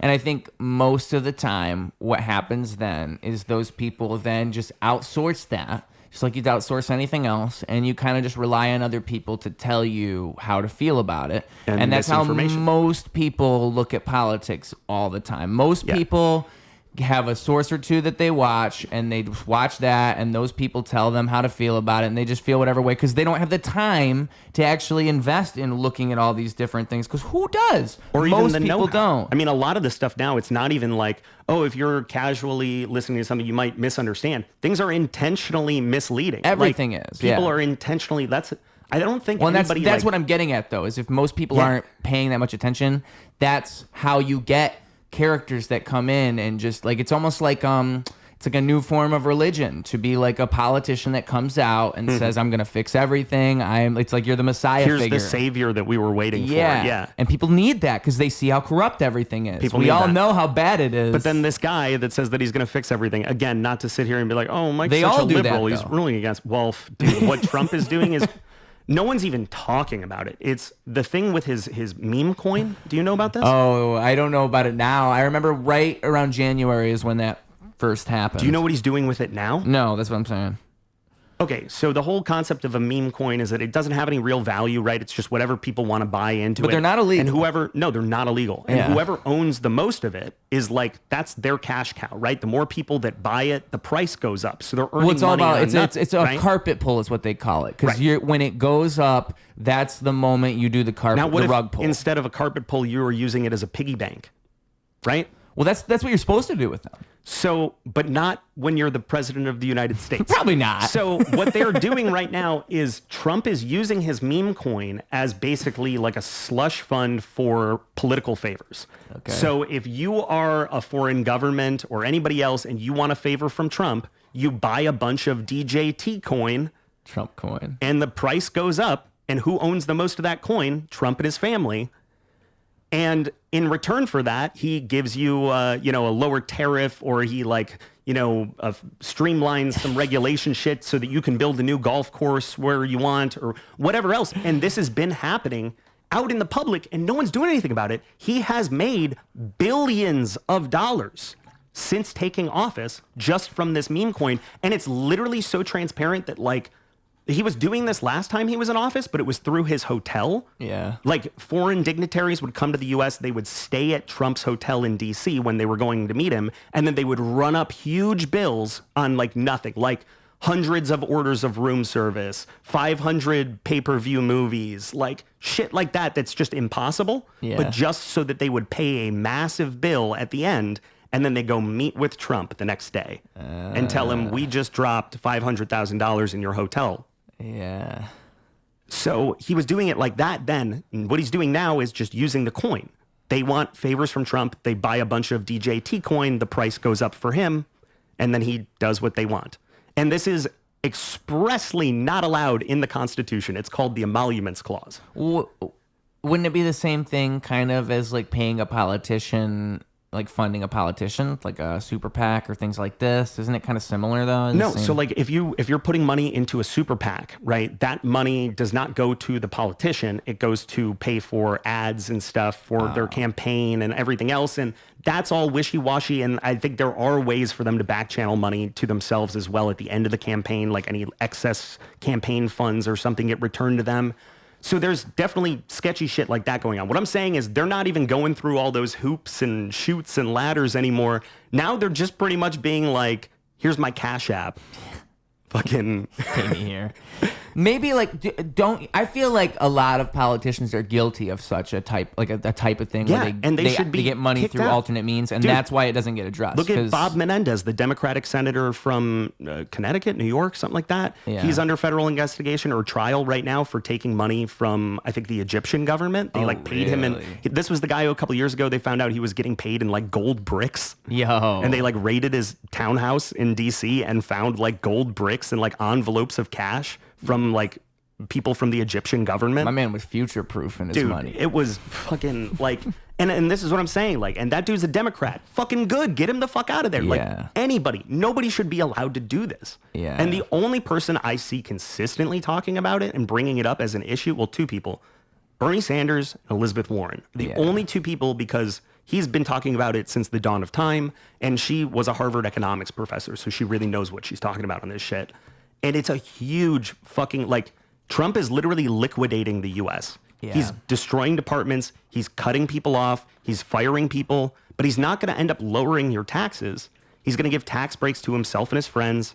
He's going to continue to take money in exchange for political favors. Yeah. And he owns the court. They're not going to do anything. They've already said, they had a ruling that came out last year that like anything that a president does while he's in office, it's just fine. It's fine. Yeah. I just don't think the savior exists. I don't think it comes around. I don't think there's anything. Like, I wonder, like, because I think, have like, ways of doing it. We're just not going to. Right? But I mean, like, constitutional amendment, constitutional convention. We could rewrite the entire Constitution. We're not going to do that. No. Nobody's going to willingly give up all the money that they take from K Street either. Like, it's just not going to happen until there is, the one branch that could have done something is the Supreme Court. And they chose, no, we want a taste too. So we're fucked. America's just so weird because to me, like when I look at it and I look at the way it is now, it's really just this weird experiment where, because freedom in the way that we're doing freedom, in the way that we are doing our economy, our structure of everything is so unique to us. And it's hard to realize that when you're an American and you grew up here, you're used to that. But it's just like you study the history of America. That's what, 350 years now, like something like that. A 300 fish doesn't years. know it's wet. Yeah, but we don't even, it's like we're trying to operate under this principle and failing at it is how I look at it. Like we're supposed to be doing this thing where we don't allow kings to take over and we don't allow things to topple over where the rich people can control all the poor people, because that was the problem before. Yeah. So let's not do that again. And so we made a whole rule book on how not to do that. And then people are just finding ways to break those rules the further and further we go into the future. Like, it's just so funny, like how and then paying corrupt the refs. the whole thing has gotten. Paying the refs to be like, no, actually, that's fine. And like the rules that are structured specifically to make sure this doesn't happen, it's just we keep finding like loopholes and making it so. The Supreme Court is an interesting one. That's an interesting one because that is kind of something where just the whole term limit thing in general is something people have talked about for a long time. Right. Like that's one of those things where if you have the type of system where you just can't keep things fresh because you're allowing here's these why people they to did stay that, there. right? Think about when they wrote that. 1780 something. When you died earlier. Yeah, you were dead by 35, dude. Nobody was living to be a fucking octogenarian or a nonagenarian. Like, that was not possible. That's true. They didn't think about this. One of my favorite tweets I've ever seen was wooden like teeth at 25. the time traveler with the the founding father, and the founding father's like, and every state shall have 2 senators regardless of population. And then the time traveler's like, yeah, dude, but there's like 30 million people in California. And then the founding fathers like, there's how many people in what? Yeah. They never conceptualized. They did not think that the country was going to make it longer than like 20 years, dude. They really didn't. Yeah. They were like, we're going to try this thing out and see if it works. And it just worked and we kept it going. They never pictured that the country would be this big, have this many people, have fucking electric light bulbs. And yet the people on the right are like, the Constitution is fucking came from Mount Sinai on stone carved tablets. Like, no, it wasn't. It was written by a bunch of dudes in their 20s who had syphilis and didn't know it. Like, it's fucking crazy how beholden we are to it. But then they'll and then at the same time, like, invoke the words of the founders and be like, the founding fathers wouldn't want this, while doing something that is like exactly opposite of what those founding fathers intended. Yeah. It's lunacy, and nobody knows any better because nobody's media literate, like we were talking about earlier. Like, nobody knows how to assess information that is given to them to ask, is this accurate? Who's it coming from? Why are they telling me it? Why now? Yeah. And what response are they looking to invoke from me? Are they truly just trying to inform me of something? Yeah. Or did they present it to me in a certain way that it would like lead me to an outcome? Is it a leading question? Almost A always. leading article. That's right? almost always what you're looking at. And that's fine because that's allowed to exist. It's on us to be able to interpret it, to look at something and like really find it out. I remember taking like a lesson in high school English on media literacy where our teacher, white woman, by the way, standing in the front of the class shows us this website about Martin Luther King Jr. And it's like a biography of MLK. And as you're reading through it, there's some things in it that are like, that I don't remember ever learning about that in school before. Like really bad shit about him, painting him as like an alcoholic and like a woman beater and like all this stuff. And we're like, what the fuck? And then she scrolls down to the bottom of the website and like it's like copyright 2009, like Stormfront LLC or something like that. And it's like a white supremacist group put this out. And so she's like, what did you think when you began reading it? Well, I thought this was just a normal biography of MLK. And as you read it, did you see some things that were strange? Yeah, I did, but I thought, maybe I just never knew that about him before. And it's like, yeah, not until you see who's saying it and why do you really get to like, should I be trusting this information?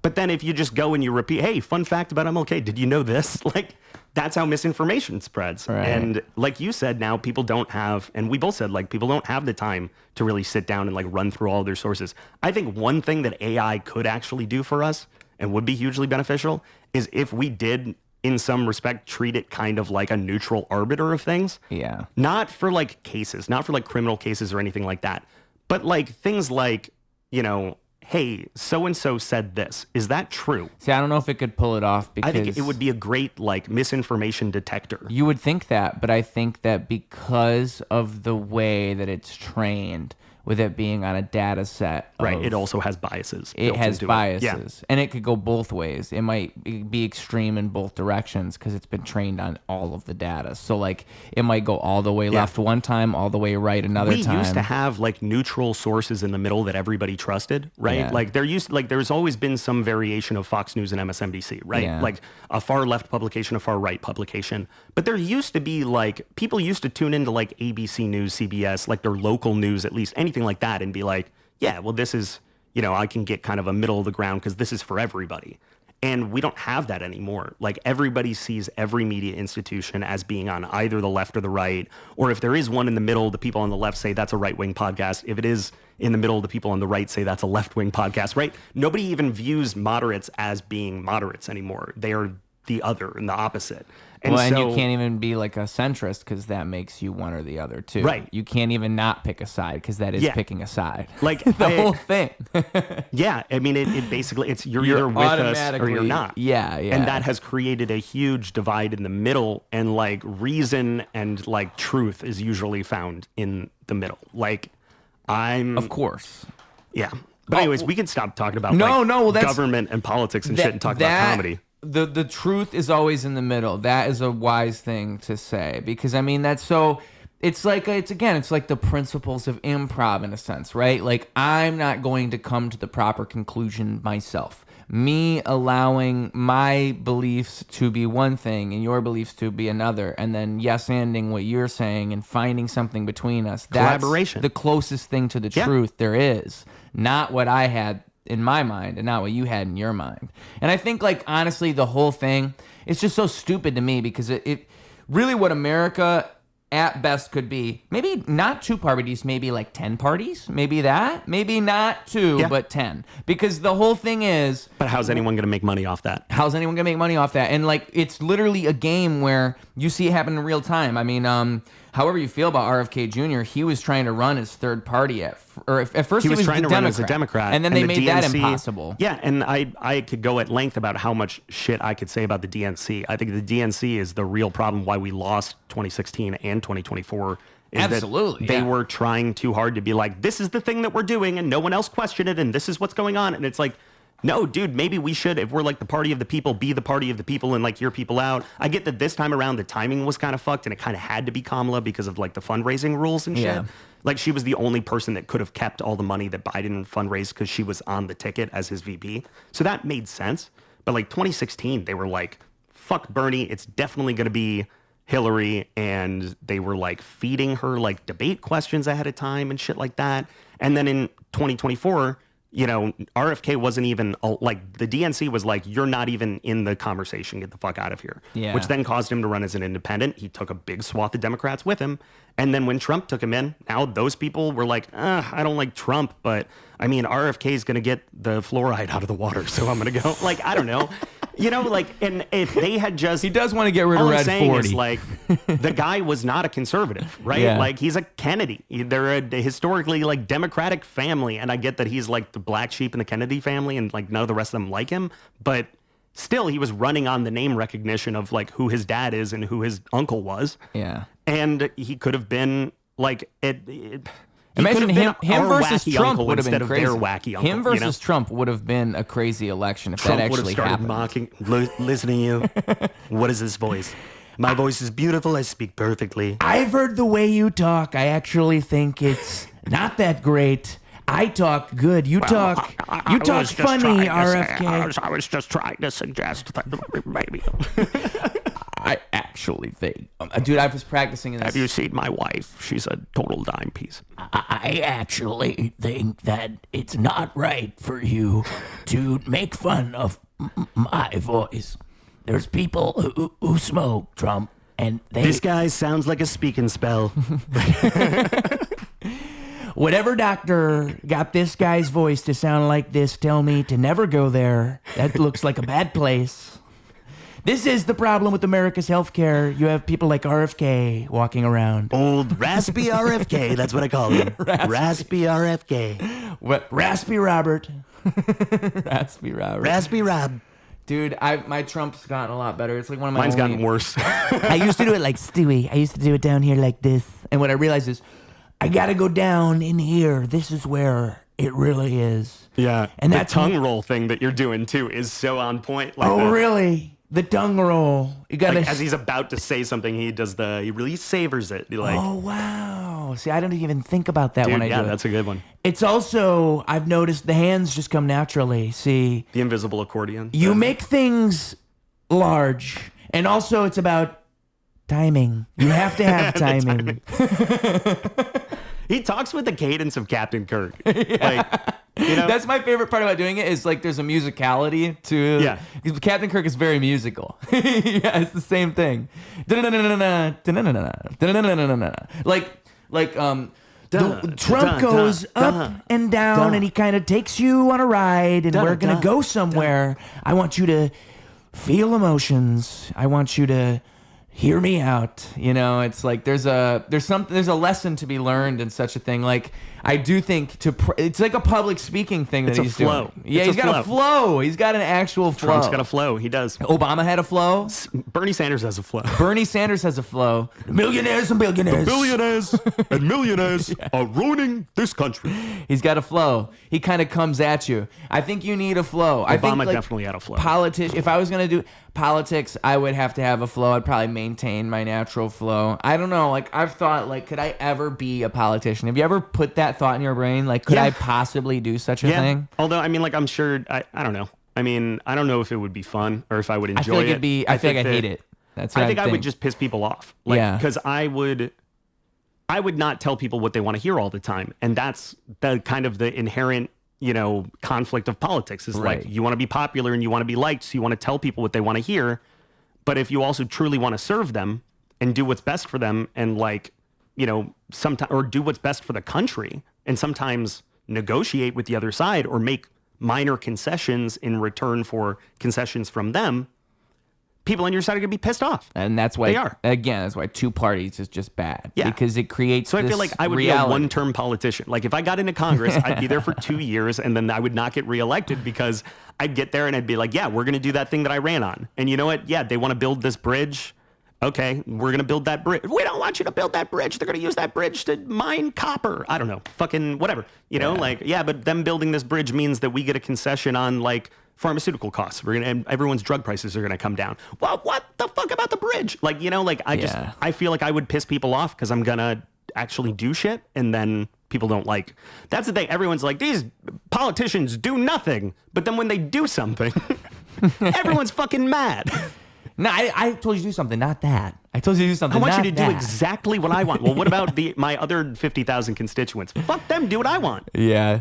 I mean, I feel like comedy and music, what I like about these things is there's no true expectation. I can do whatever I want. It's going to be good or it's not. Yeah. Yes. And I can fail and it's fine. And I can make, and also, I can we're make not bad stuck with you choices for the next 4 years. Can you imagine if like the audience was like, and this is your comedian for the next 4 years, anytime you want to go to a comedy show, this is the guy you're going to see. Yeah. I hope he writes new material occasionally. Yeah. Because that's, not even just that. Imagine it's that situation, but they expect you to do the material that they like. They want you to do the bits they like. Do pussy jokes. Yeah.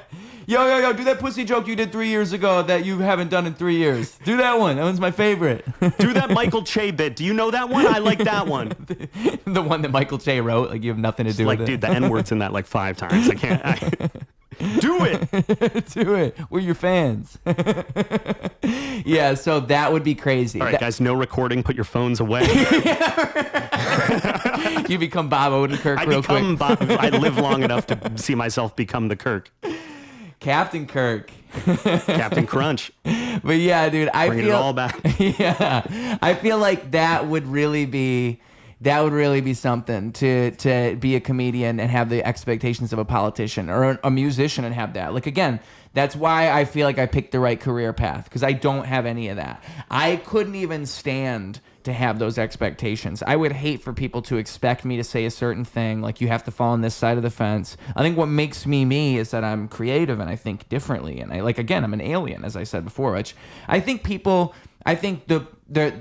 to truly think creatively is to be that person. Like the most creative people I meet are those people, the people who think outside the box. Yeah. And you could never put that person in a box and then Right. expect it to work. That's like that. If that person became a politician, it'd be bad. Like, I think comedians should be politicians. I think we should have way more. Like, honestly, though, like, Really? I think that if you look at American history, there has been a pretty steady through line of people that were like celebrities of their time becoming politicians, whether that be from being a movie star or being, a professional wrestler, like Jesse Ventura, who became the governor of Minnesota, right? Arnold Schwarzenegger, governor of California, Donald Trump.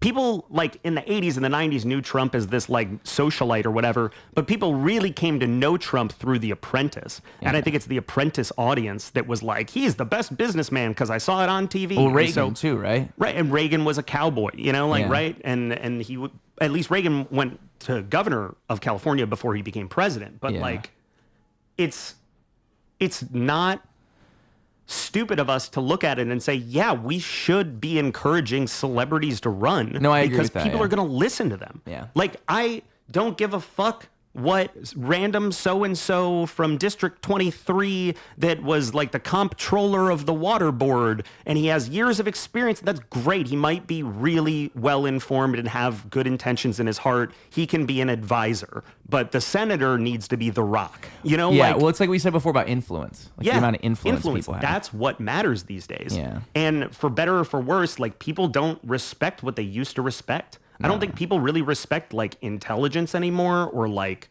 qualifications or pedigree or anything like that. Like people respect like, if they're familiar with you, I think like, honestly, like networking and meeting people and doing shit like that has like never been more important. It's in like every level, but I think we should run a celebrity. I really do. Like Al Franken was fucking great in the Senate because he came from being a fucking SNL cast member and a writer, but was also just a really bright guy. And I think comedians are not afraid to offend people. But that's what we need. We need politicians that are not afraid to occasionally rub people the wrong way. Yeah. And like Trump does that to the worst degree because he's like intentionally going up there and just like calling people like slurs and shit. Yeah. But like we need some politicians that are not afraid to occasionally say something that's going to piss people off. If they really are, they're like, it's the truth. It's uncomfortable, but it's the truth. Yeah. You know, comedians that's would be the what ones. Comedians do. Yeah. I mean, that is the thing is there's a certain science in comedy to finding the universally relatable thing that everyone in the audience is to some degree going to identify with or recognize or at least are familiar with, but that they've never talked about before. Why have we never talked about that? That's such a unique take on that thing that we do or we experience all the time. Holy shit. Right. And there has to be some truth to it, right? Well, that's what I always say about political comedy in particular, is that the people who are doing it wrong are the people who are picking a side. What you should be doing is being universal. What's universally funny Who wants about to go this see situation? that shit? I don't want to talk shit, but like Steve Hofstetter, I see his shit online all the time, and it's like, is that what he does? He's like this comedian in Canada and tours in the US, and he's working his ass off. Credit to the dude, right? But his style of comedy is to be like very like smarmy and like I'm so smart and like always talks about politics and will always just like post clips of like conservatives coming to his show and then him getting in a fight with them in the audience and just like being like, you're dumb and here's why you're dumb. And the it's Ben like Shapiro of comedy. And it's like, here's the thing. He's right about the things that he's saying. And he's right that audience member is dumb. Yeah. But you don't say that to him. That's not how you get him on your side, dude. Right. Like, you know, it looks bad. It looks bad. And also, what is the end result of that? And that's what we've been doing in this country largely, like, I think since like stoking division. Since like 2015 on, like when the 2016 cycle started on, especially Democrats on the left adopted this mentality of, I'm very educated and very smart, and what I think is true. And if you don't agree with it, it's because you haven't bothered to do the work, and you're not, therefore, not a person that I should respect and a person that I should take seriously or listen to. And that, do you think that would make elitist? Do you think that would create a closed-minded attitude? Is fucking bad for creating community and fellowship, which is what you need in politics. Like, it's literally a popularity contest. What the fuck are you doing? Don't call them stupid. Don't say they're a basket of deplorables. You're trying to win these people over. Do you think that the other side would be just as likely to think in such a way? Like, dude. Remarkably, I think the biggest shift that we saw and why the Republicans started winning like this is because they went from being very closed-minded to being very open-minded. And Democrats went from being open-minded to being closed-minded. Exactly. The Democrats used to be the party of inclusion. We'll take anybody from any walk of life, no matter how much money you make, no matter what your race, your gender, your ethnicity, your sexual orientation, anything, your religion, we'll take everybody. And it used to be that the Republicans were like, Christianity is the truth and the way, homosexuality is a sin, the earth is only 5,000 years old, whatever. They used to be the small, closed-minded group. Now they're not. Now they're like, give us anybody and everybody. We want Latinos. We want gays. We want all these people. When give we get us in office, Kid Rock. We'll take him. Yeah, once we get in office, we're going to fuck you over, to be sure. But we're at least going to make you feel welcome and make you feel like you want to be here. Then if you take like a high school educated white dude who like doesn't have bad intentions, but just maybe doesn't know as much, hasn't read his Ta-Nehisi Coates, just maybe doesn't really know a lot about stuff, and you put him in a room with a bunch of people that went to small liberal arts colleges and are very opinionated, and then they're like talking down to him and being like, you're an asshole and you're stupid and you're secretly racist and you're all of these things. And then he's like, yeah, I mean, the Republicans said that I could go over there, so I think I'm just going to go over there where I'm wanted. That's how we got here, dude. Like it totally shifted in terms of which party was the one that was like, we're open to all. Anybody. It's a big fucking tent. Come on in. Right. And unfortunately, on their side, the big fucking tent also includes Nazis. You know, like.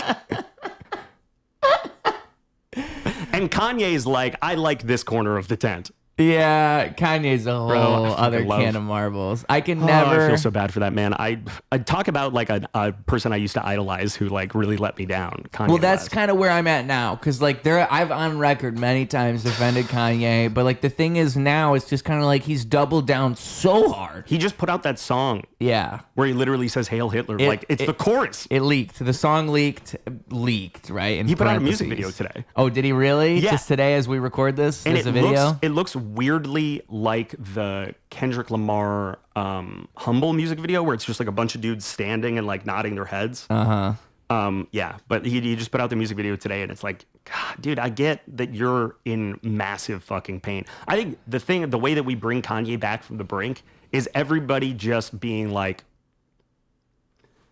we know you don't mean any of this. It's okay. And he'll be like, I mean every word of it. And we'll be like, sure, Kanye. Okay. Like an intervention? Like, yeah, like, or not like an intervention, but like a mass of forgiveness of him, of everyone just being like, dude, we know you're doing this because you're freaking the fuck out and you lost your kids and your whole world's collapsing and you just like need somebody to like pay attention to you.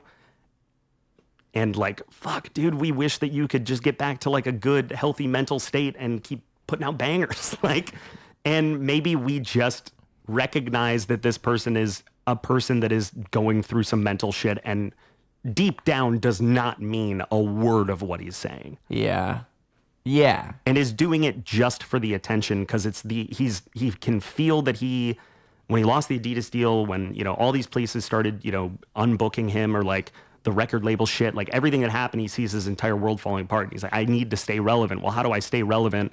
What if I wear a fucking swastika? Like, I think also it's there just is desperation. people taking advantage of his mental state as well. There's for probably sure. people there 100%. that are like, oh, Kanye, you should keep posting that. That's so funny. Like gassing him up the wrong direction. But I think there are also probably a lot of people that are trying to help him, but they're telling him things he doesn't want to hear. Right. They're like, dude, you need to like get with God. You need to fucking go to church. I don't know why I'm saying that. I'm not religious. You need to see a therapist, right? You need to take your medication.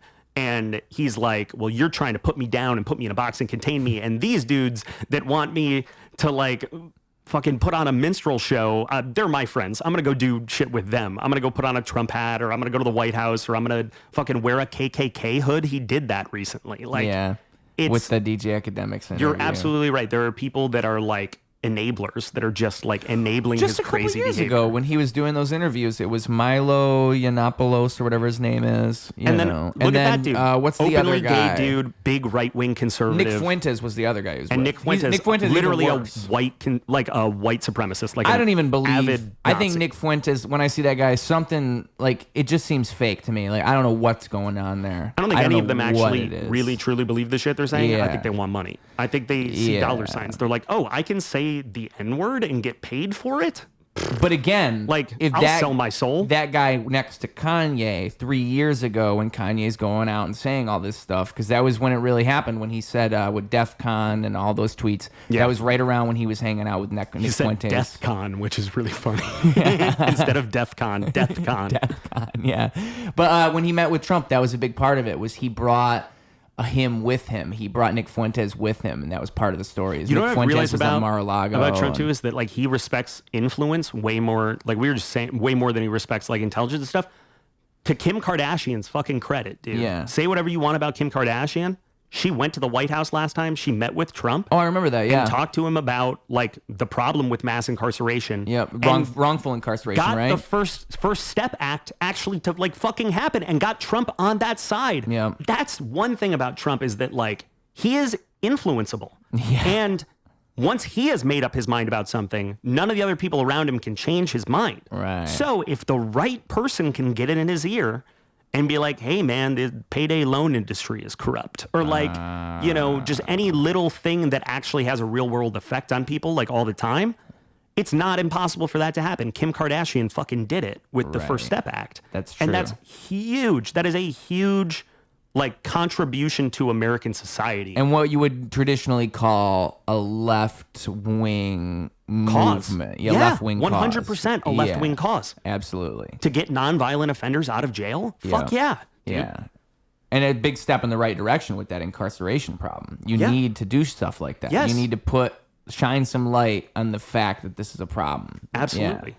Yeah. Influenceable is a good way to put it. Yeah. I think that's probably to a fault. That's probably, again, like the problem. That's why I think I'd be a bad politician. I think I'm influenceable. I think if I was a politician. I think you should be to a certain extent. Exactly. I think you need to be flexible, and you need to be willing to hear other views or new policy proposals or whatever, and you need to be willing to say, I used to think this, but maybe there's a better way of doing this. And I don't think people do that anymore. I think people dig their heels in, and they're just so stubborn and reluctant to change or to even like entertain the concept of a different way of doing things.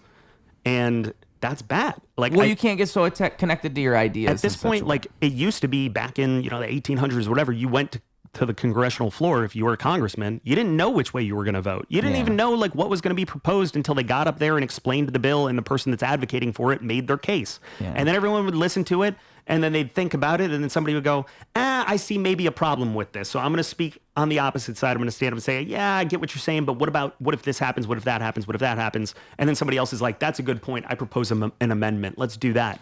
None of that happens anymore. Like everyone knows what they're voting for the second that they walk into the room. Yeah. All the amendments and everything have already happened, and they weren't written by the politicians. They were written by a consultant on K Street that handed it to them and said, this is the bill you're going to pass today. Yeah.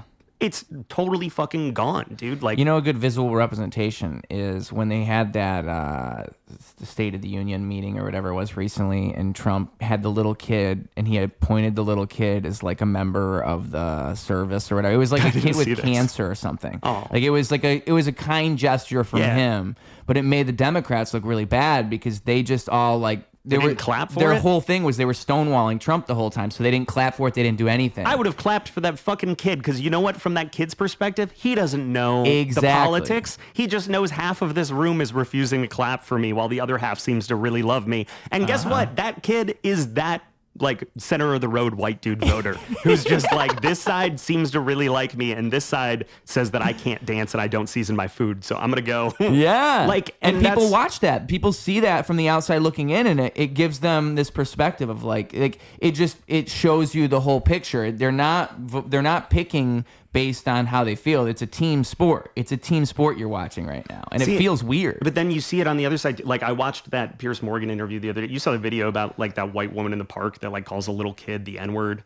Oh, I think so. Yeah. And then she fundraised like $600,000 on Give, Send, Go. I think the number when I look, it was like about 400,000. Still crazy. It's way more than that. Oh, it went up. Oh yeah. Oh, okay. And so they're doing this news panel, and they're like talking about it, and there are people like conservative talking heads on the panel that will refuse to sit there and just say like, that's wrong. Like, this white woman called a 5-year-old little autistic boy the N-word. We should be able to just say that's wrong, full stop. She shouldn't have done that. Yeah. Yeah, just like, I mean, like in any other situation, like wrong is wrong. We should be able to call wrong things out. And at that, like, for some reason, they just wouldn't. And they were like, maybe they don't want to get caught in like the white Americans moral... have been under attack for so long. And it's like, dude, you just watched a video of a thing happening. I'm assuming that it's like they're looking at it like a trap. Like, if I tell you that it's morally wrong, then I already know the game you're playing, because your entire argument is based on the morality of what she did. So I'm assuming that they're trying to avoid that. Yeah, it's by almost not like saying anything at all. It's kind of like a prisoner's dilemma situation in a way, because it's like, if I make a concession and say what's right, are you going to make a concession on your side and say what's right about your thing? You know, like, if I don't want to use like real world examples because it's weird, but like, if I say that fucking I don't like strawberry ice cream, are you going to acknowledge that Oreos are actually good? Like, like whatever. There needs to be some type of like cooler heads prevail thing meeting in the middle. And I think that people are afraid to make any concession on one side because they don't trust the other side to also be a reasonable actor. It's like a bad faith. I expect that you're acting in bad faith, and so I act in bad faith as well. That's exactly what it is, dude. Yeah, and if you don't start from a perspective of we might see things differently, but our intention at the end of the day, we all have the same intention to find a solution in the middle, then nothing's going to get done. One side's going to earnestly try and make a bunch of concessions, and the other side's going to go, thanks. And I feel like people just are protective with that. Then I think that's where you get things like this, where you can't even say it's wrong to call a kid the N-word. Like the most blatantly, like it could have been an Onion news article 5 years ago.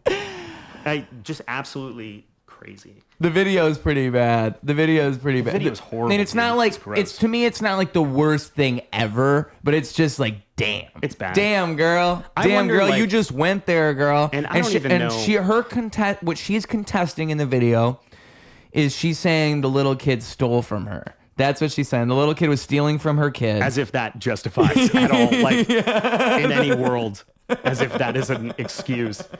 Oh my God. Oh, you mean a 5-year-old kid picked up a toy that he saw on the ground? What? Who could have possibly foresaw this? Oh, dude. Oh, it's a fun story. I mean, the fact that she made that much money is really what's wild. That's what's crazy about it. Is that people were like, and I get that she wrote something on there like, I've had to move because I've been doxxed, and like this is a huge thing now. My family's getting threats and whatever. I believe that. Yeah. But for her to fundraise $600,000, like she's getting rewarded. It's a reward now. It's not compensation for her moving costs. It's a fucking reward. Yeah. For being a racist piece of shit. It's a boomerang effect, really, because it's people who are trying to.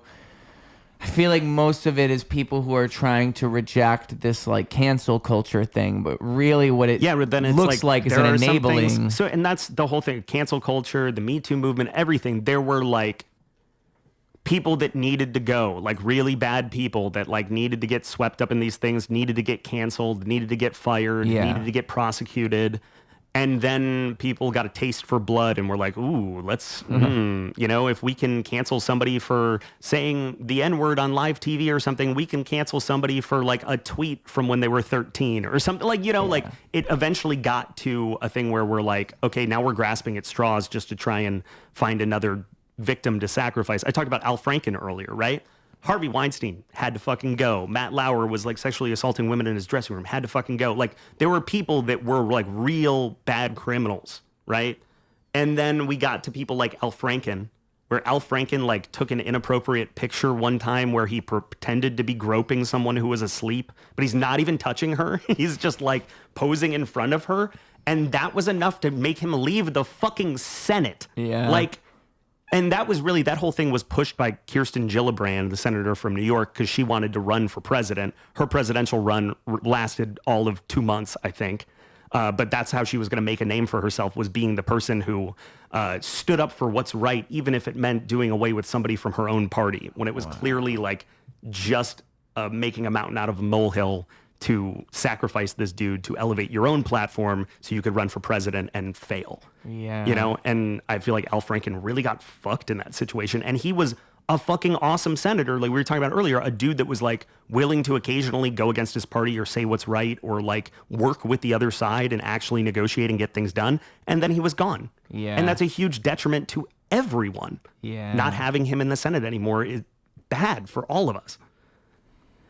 So, like, the cancel culture thing started in a good place, got to a bad place. And then, yeah, you're right. The pendulum swung the other way. And now they're like, well, we're not canceling anyone for anything anymore. And it's like, there's some things that they should, though. Like, everything in moderation. And I feel like we've been so far back and forth. What do you think? How do you feel that in comedy? Do you think that, you always hear these fucking hacky comedians being like, can't talk about anything anymore. And it's like, no, you can, dude. I think real always wins. I think it's just like any other form of entertainment. I think that, again, there's going to be that boomerang effect. There's going to be novelty stuff that always comes around. But the things that stick around, the legendary comics, the people who stand out throughout time, just like in music, there's certain talent that lives on. I think it's the same thing. I think it's the masters of the art form that end up doing that like tightrope walk the best, and finding a way to, maybe they will say edgy things, but they find a way to do them in a way that respects the art. Because a lot of what you see on the edgy side is people being edgy just to be edgy, or oh, look at me, shock I'm value. making a racist joke, and it's I just said retard, haha, that's gonna get a laugh, just that word. It's like, you didn't try, you didn't do anything. Yeah, and to me, it's just, that's lazy. That's like, if we are doing something and we're trying to elevate the art form and do something different and show our talents, we should try to push ourselves and do something more interesting than that. But a lot, like, in if you're trying too hard to be like visceral and make people feel and make people like, you know, do that, then it's harder to intellectualize. And I think there's a balance to both of those things. That's to like think and screamo feel. metal for me. It was always like, I was always like, you're trying too hard to show everyone that you don't care. Like, fucking life sucks. It's kind of the same. Dude, we get it. Fuck, calm down. We understand. Because I mean, like when a comedian does that to me, it's like I get kind of like, I just feel like, I don't know. I just feel like it's kind of weird. Like if you're just gonna go up there and say like, and also it creates this weird dynamic because, you know, like especially at open mics you'll see this where a bunch of people are trying where it's like, well, if you're not laughing, you just must be a snowflake, and it's like, no, you're not funny. Yeah, you're not saying anything original or creative in any way. You're repeating some shit from 4chan, like. Fucking do something. And that's why I love roast battles too, honestly, is because you can do like edgy material that kind of pushes the line of comfort, but it still has to be creative. It has to be transformative and new. It has to be clever. I took a really great like roast writing class with Mike Lawrence, who's like a really great roast comedian out in LA. And just great stand-up comedian in general, and has like wrote for the Tom Brady roast and a bunch of other stuff. And he was like, saying a slur in a roast battle is like, when you're a roaster, you're like basically a chef preparing a meal. And if you throw in like a slur, it's like a ghost pepper. And if like a little bit can give like a little kick and a little flavor to the whole meal. But if you put too much in, it's going to overpower everything else. And all that people are going to remember is that. And it's not a good meal. It's not going to taste good. It's going to be kind of hard to choke down. So it's like everything in balance. You can say some offensive stuff, but hopefully everyone that's watching it understands that it comes from a place of mutual respect between the comedians, that nobody like really means the things that they're saying. It's all kind of tongue in cheek. Yeah. And then also that it needs to be original and funny. It needs to be clever. You can't just get up there and like call somebody the F slur or something and like be like, that's it. That's the whole joke. Unless you're Gabe Alviso, then you can totally do that, and it will fucking kill, dude. I love that guy. He's great. Yeah, there's probably a way you could just say slurs if your personality sells it that hard. If your personality you'd have to have a sells really it, good personality. You gotta have the right crowd, man. The right crowd too. Shit. There's a couple things I said in my rap at roast battle because I wrote the first 2 minutes. I saw you practicing it on Instagram Live, and I was like, dude, this is fucking fire. Thank you. Gotta bounce when I leave. Give a fuck if you heard it. Got any Raj here who you might know from customer service. That's a good line. Yeah. Also, how does it go? It's a movie, Call Me Monty, Python style. I'm biting, I got the munchies. I am so hungry, I could use a torta and a phone call to ice because I thought I saw Manchi. That's a good one, yeah, because Manchi's Mexican. So it's again, it's what you're saying. I'm using the art form to be able to say the thing. Right. There's a certain amount of craftsmanship to what I'm doing, even though what I'm saying is at base ridiculous. If I say something on stage during a roast battle is very different than if I say that same thing in like a Home Depot parking lot when I'm just arguing with somebody that hit my car with their cart. If I called them a slur, then it's like, oh, you're just a fucking racist, like, you know. But like if it's being done as a performance, I see roast battle as a performance, and that is what I will say in every job interview for the rest of my life. It's like you're playing a caricature of yourself. It's kind of like Larry David in Curb Your Enthusiasm. Like, yeah, he's playing Larry David, but that's not really how he is in real life. Isn't all comedy kind of like that though? Yeah, you're more or less like playing a persona. And obviously there are comics that also like play a character on stage too. There's a lot of people that like put on a funny voice or like a mannerism, and they're not really like that in real life.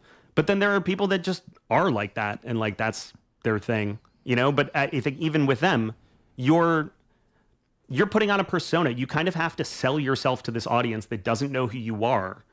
You don't have time for exposition a lot. You don't have time to set up and tell them your whole life story. You can do a couple little key details that are necessary for the setup of the joke. Mm-hmm. But more or less, they have to get a sense of who you are from the second you walk out on stage. How you carry yourself, your tone of voice, how you talk, those kinds of things. Like the audience is already judging you and trying to get an idea of who you are before you start talking. And they want it to make sense. Right. You know? Like if I walk out there in a suit and I'm talking about how hard it is being broke, they're not buying that, right? Like same thing's true in court, by the way, too, with the jury. The jury and the audience at a comedy club, it's the same fucking thing. And it's the same fucking people, too, by the way. Really? Yeah, absolutely. And like, your job is the same. Win them over. Yeah. Win them over. Even if they don't like what you're saying, if they like you, they're going to have a good time, right? Or they're more inclined to clap or laugh for you, which is the version of them, voting for your side in the trial. Well, I think that's kind of what you're doing at a comedy show, at an open mic, at anything, is you're justifying your existence in that space at that moment. You're Totally. making them believe in you. The right? other weird thing is that half the people in the audience, for some reason, are like, I should be doing this. I could be doing that. That could have been me up there. Especially if you're in like an open mic setting. Up there right now, I could totally get up there and I could say something and it would kill. I mean, like if you're in a room full of entertainers, 100%. Oh, for sure. But I'm talking about like laymen off the street. Even just them, like, yeah, you're right. Yeah, dude, they totally do. I don't think people respect comedy as much as they should. Oh, no way. No. People think it's just being funny. People think that's all it is. Has been for a long time like a bastion of like philosophy and just like speaking the voice of the common people, not the politicians, not what sounds good and what's, whatever, but stuff that's just honestly relatable. And I think that comedians, like professional touring comedians, probably have a better perspective on what's going on in the country and how people feel than most politicians do, who only go between Washington, D.C. and their home district. When I think it's that same freedom else I mentioned earlier, too, Yeah. the freedom of thought. Right. The fact that as a comedian, you have the opportunity to come to your own conclusions and think things out. Comedians are naturally tuned to think thoughts to their full conclusion because that's how you get to a good joke, a good idea. You think it all the way through. To that point, too, I think that there's less tension for a comedian to say what they truly believe than a politician, because for a comedian it works both ways. You can say something and if the audience 100% agrees with you, they're going to laugh and they're going to think that's great. And if they 100% disagree with you, they're like, I've never thought about that way before. That's also going to be funny to them. Yeah. Right? But if you're a politician, if they 100% agree with you, they're like, yes, I'm voting for this person. If they 100% disagree with you, that could be a reason why they don't vote for you next time around. Yeah. So in a way, comedians are able to be more truthful than politicians, like 100%. Well, they do probably have this really well-rounded way to look at things, again, like you said, because they're going around. And I think like it forces you to have like comedy is this weird animal because like I'm a musician, so I can do what I do and it's not really reliant upon the performance of the audience. Mm-hmm. It's really more about me. The audience is involved, but not really. You're trying to evoke something in them rather than like... It's like I'm sending a wave at them. Whereas, like, if you're doing comedy, it's all one collaborative experience, and that's so different. And I think that kind of chisels you in a way. Do you feel different when you're like rapping as opposed to like when you're doing a stand-up set? I don't do comedy.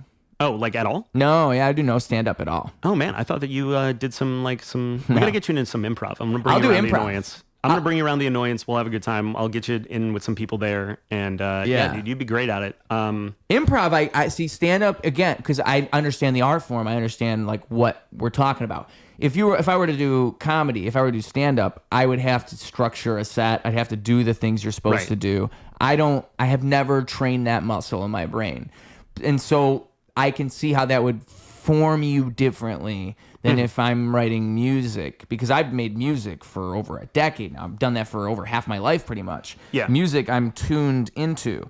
Comedy, not so much. And improv's different, though. Improv's something you can just kind of jump right into. And you know the rules, you know the outline. There's varying skill levels, right? But like, you can start at like a low level and like pick it up pretty quickly. And, your kind of progression in it really just comes with the more that you do it. And then, I mean, when you really see really good improv, it's not 5 random people that don't know each other, right? It's a team that has worked together a lot. Yeah.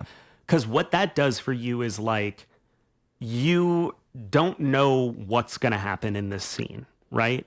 But I know if I've played with Cody a lot, I know Cody's style. I know the types of characters that he plays. Right. I know like whether he's more of a long thinker, person that plans things out, or like is trying to tie strings together. Okay, we talked about werewolves in the first half, and somebody said that they were on the moon. Ooh, moon, werewolf. Maybe we can tie that together in the third act, right? Yeah. There's people like that are more analytical. There's people that just kind of go on the fly and will just throw crazy random shit into scenes, which also can be really great and can spice things up and make it fun.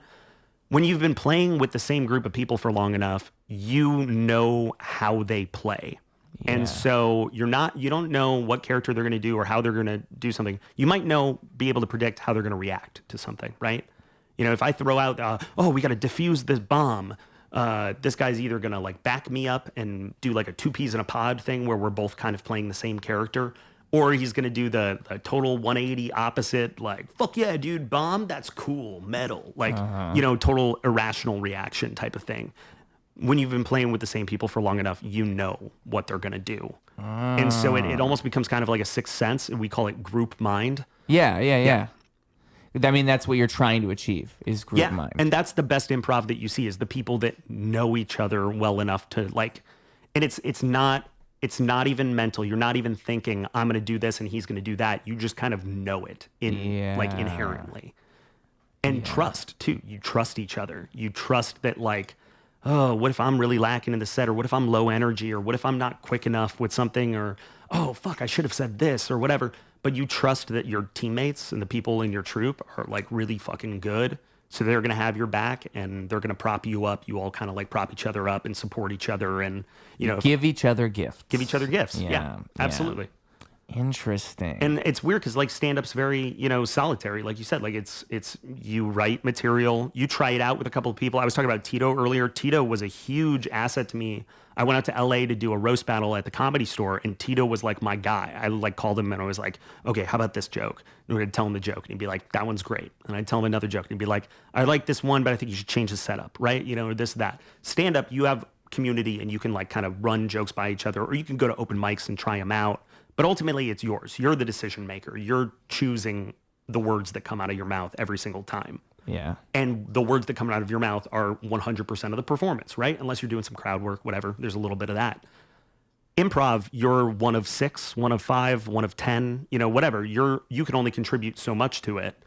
And so you want to make sure that what you're contributing isn't constricting anyone else in the scene and is also not like too lacking that like you're not giving enough, right? We need you to give more, right? You need you to carry your weight. So I think that it's two different schools of thought. One definitely helps with the other. Like if you do improv, it'll help you at stand-up. If you do stand-up, it'll help you at improv. Yeah. And I think that's kind of the sad part about them being but the world's very at odds with one another. Rarely interfere. Yeah. And it's so, I feel like I can count on one hand the number of people that I know that like consistently do both, right? And like at like the same level, right? There's always people that are like, I mostly do stand up, but I dabble in improv and do a little bit. Or there's people that are like only improvisers that are confident they can do stand up, but never have and don't. But there's not a lot of people that do both. And there is this weird kind of tension between the two groups too. Like stand ups see improv as not real comedy, and improvisers see stand-ups as assholes. Yeah. Like that's, and it's hard to do both because you kind of get ostracized by both groups. Yeah, there's the segregation. They're like, oh, you're one of those. Like, yeah. It's this curse. No matter what you do, you're cursed. It's weird. Yeah. It's a weird. We got to be the bridge. We'll be a bridge. Man, I'm trying. I would love to do improv though, for real. I'd love to join you. That'd be a fun thing to throw on the Ruse calendar. Dude, yeah, and it makes you better at everything. Like improv was such a good skill for me when I was practicing law like full time too. Like in court, things happen you don't expect. People say things you don't expect them to say, or they, throw in a totally random fact that you didn't know about at all. And you have to be able to like roll on the fly and like keep it going. A lot of improvisers actually get jobs for law firms doing like mock trials, because they'll like mock a trial before they do it, and they'll bring in improvisers and be like, you're playing this person, here's kind of like a character sheet. Because they're good at it. Like it's D&D. Yeah. Wow. And D&D trains you for improv too. D&D's good improv. Dude, D&D is so much fun with improvisers. Yeah, I gotta pee. They do like fucking voices and shit. Oh, really? I gotta pee too. Yeah, can we take a quick break? Yeah.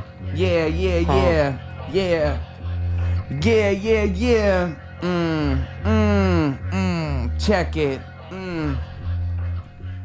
When I come in with the rhymes, I tell ya, bitch, I'm Mike with the mic with Mike Mazzella. What? Abracadabra. Bitch, I spit these bars and then I stab ya with the knife. I get your life, get it right. I spit to spite everybody. They in my way, I'm getting bodies. Bitch, I shoot you down. This isn't a hobby.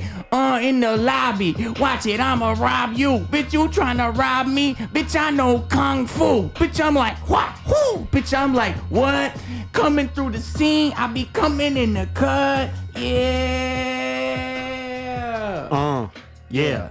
That's what's up. All right, here we go. Check it. Hey.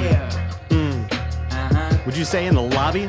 In the lobby. In the lobby, yeah, he gonna stab you in the gut. Back up, bitch, don't make me pull out the putter, out the bag. I hit you like I'm Tiger Woods with the slags. On the side, you know I'm not a married man.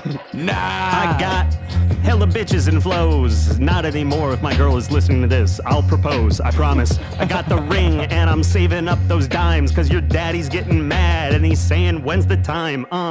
Lot of things going through my mind. Me and Ruse, he's my muse, and he keeps me on the Vine, online. Remember Vine? That was such a fun time. Now we got TikTok. It's weird. I don't like it. Rewind.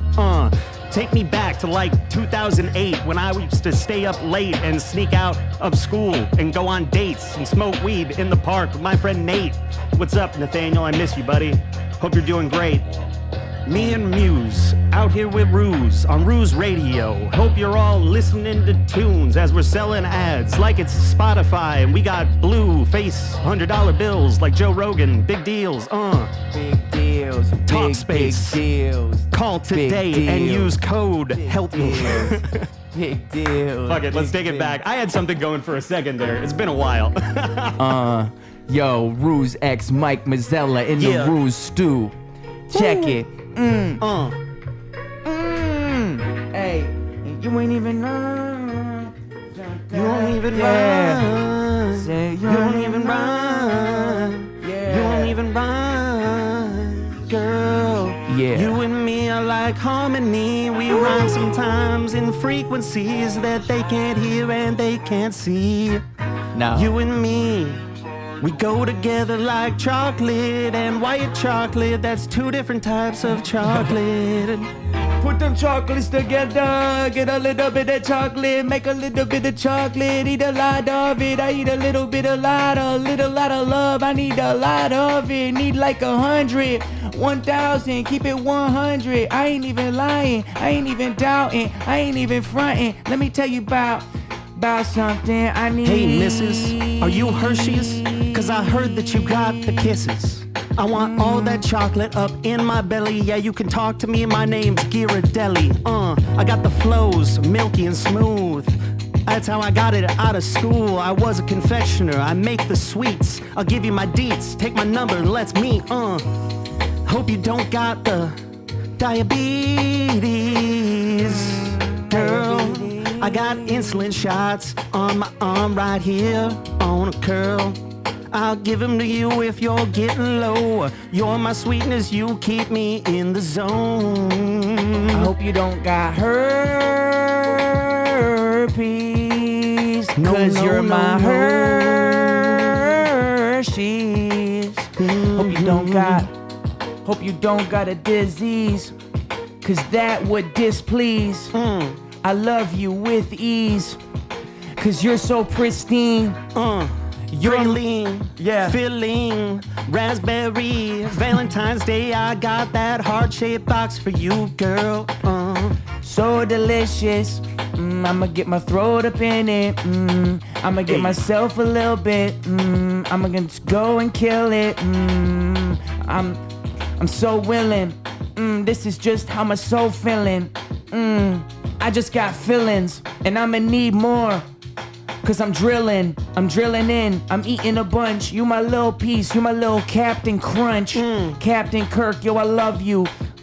Tell you what, I think I trust you. I think I'ma eat a little bit. I'ma think I'm eating a bunch, dude. I'ma think I'm fucking munch, dude.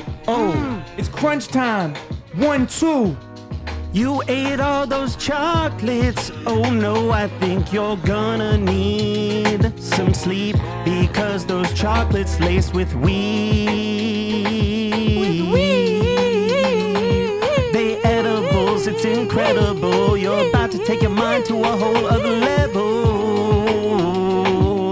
Psychedelic journey indeed. They got psilocybin in between. Now we're all rolling and we're all up in a dream.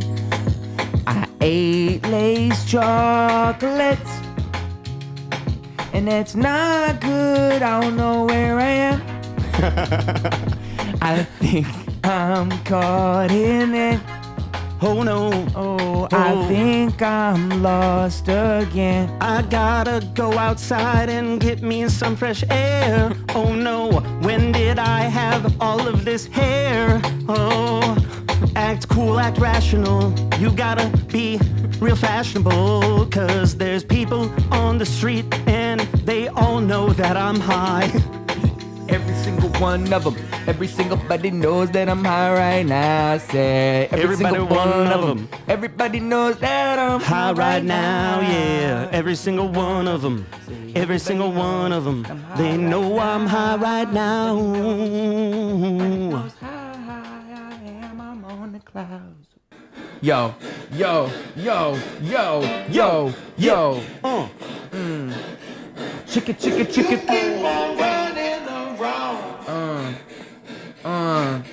With other women in town. For real.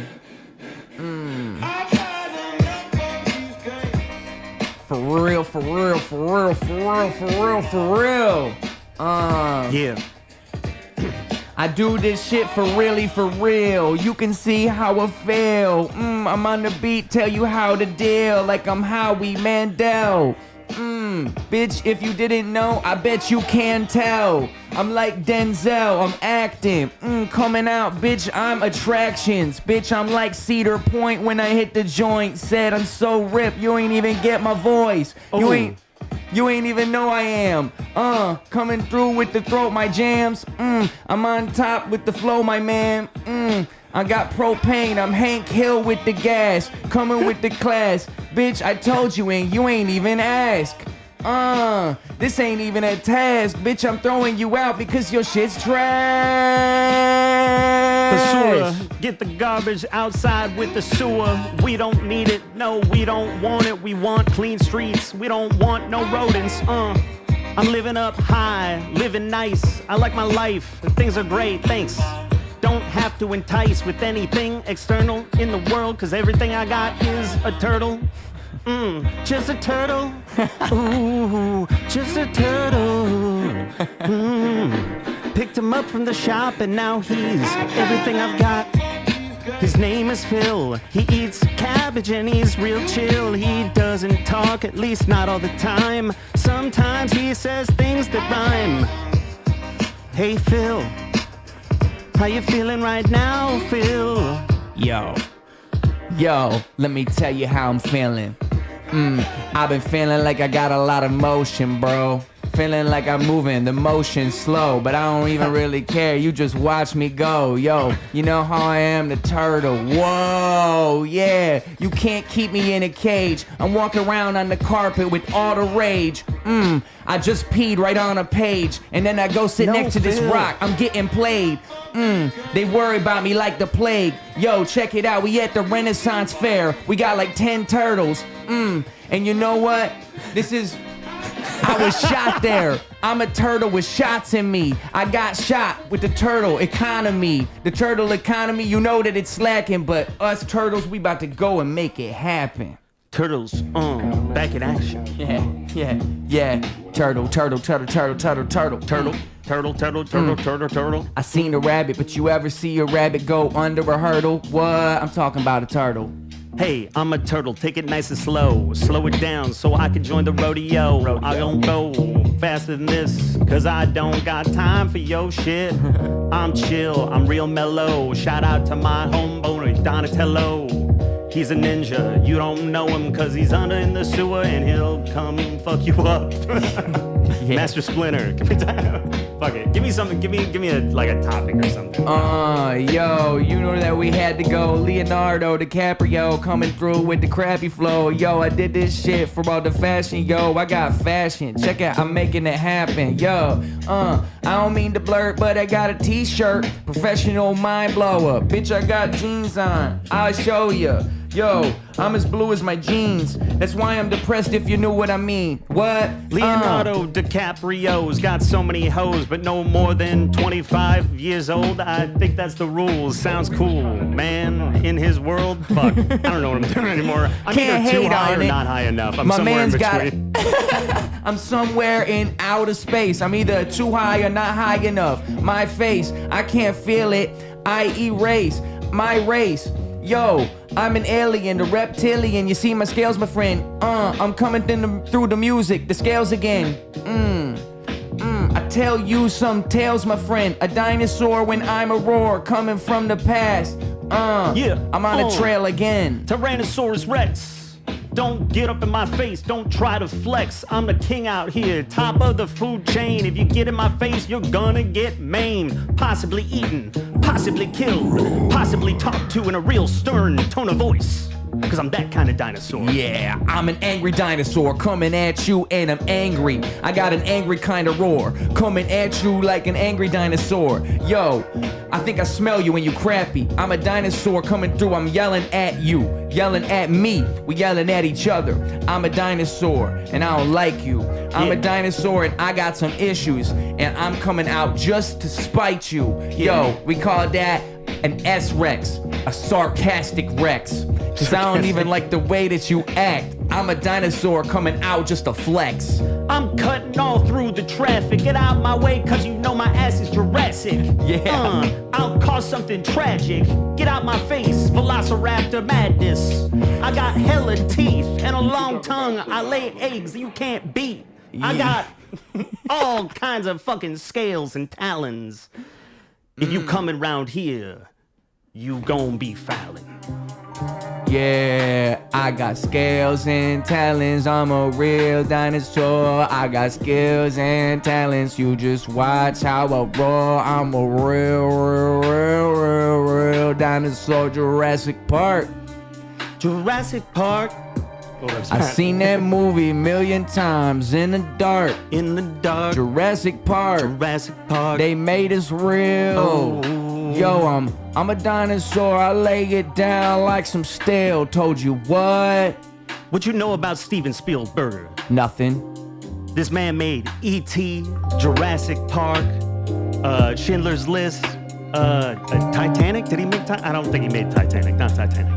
But he made a lot of good movies. Made a whole bunch of Steven movies. Spielberg. He's the man in the world making all the big flex that make the Oscars people twirl. Lot And of they movies. dream and they cream the jeans when they see the screen. Oh my God, that's a dinosaur with Jeff Goldblum. Sheesh. So cinematic when he make the movie like what? Got some different scenes. Petty probably shot that in the cut. He was in the back looking like I just had the vision. I'ma shoot a dinosaur right there with precision. My man Spielberg made so many fucking movies. Yo, if you didn't seen them, then I don't think you knew me. Like I told you, like truly, like Spielberg, so real. Yo, I feel like it's worth the whole deal. Whole deal or no deal. I remember that show. You'd open the briefcase and they would show you how much money you made with some hot models. I think one of them now is married to Prince Harry. That's cool and that's kind of scary. But then a guy from The Apprentice is sitting in the White House. Oh shit, what's this? I didn't even know that. My man got a throwback. Coming out, did you knew that with the comeback? He be giving you fun facts. Howie Mandel. Howie Mandel, he's got a podcast. Had Billy Corgan and Bill Burr. They were both on that.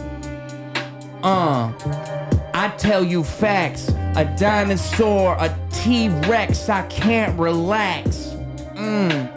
Yo, on a beat I can't just pass because I came from the past to destroy and just smash. I'm like the Hulk, I can't just sit here and soak.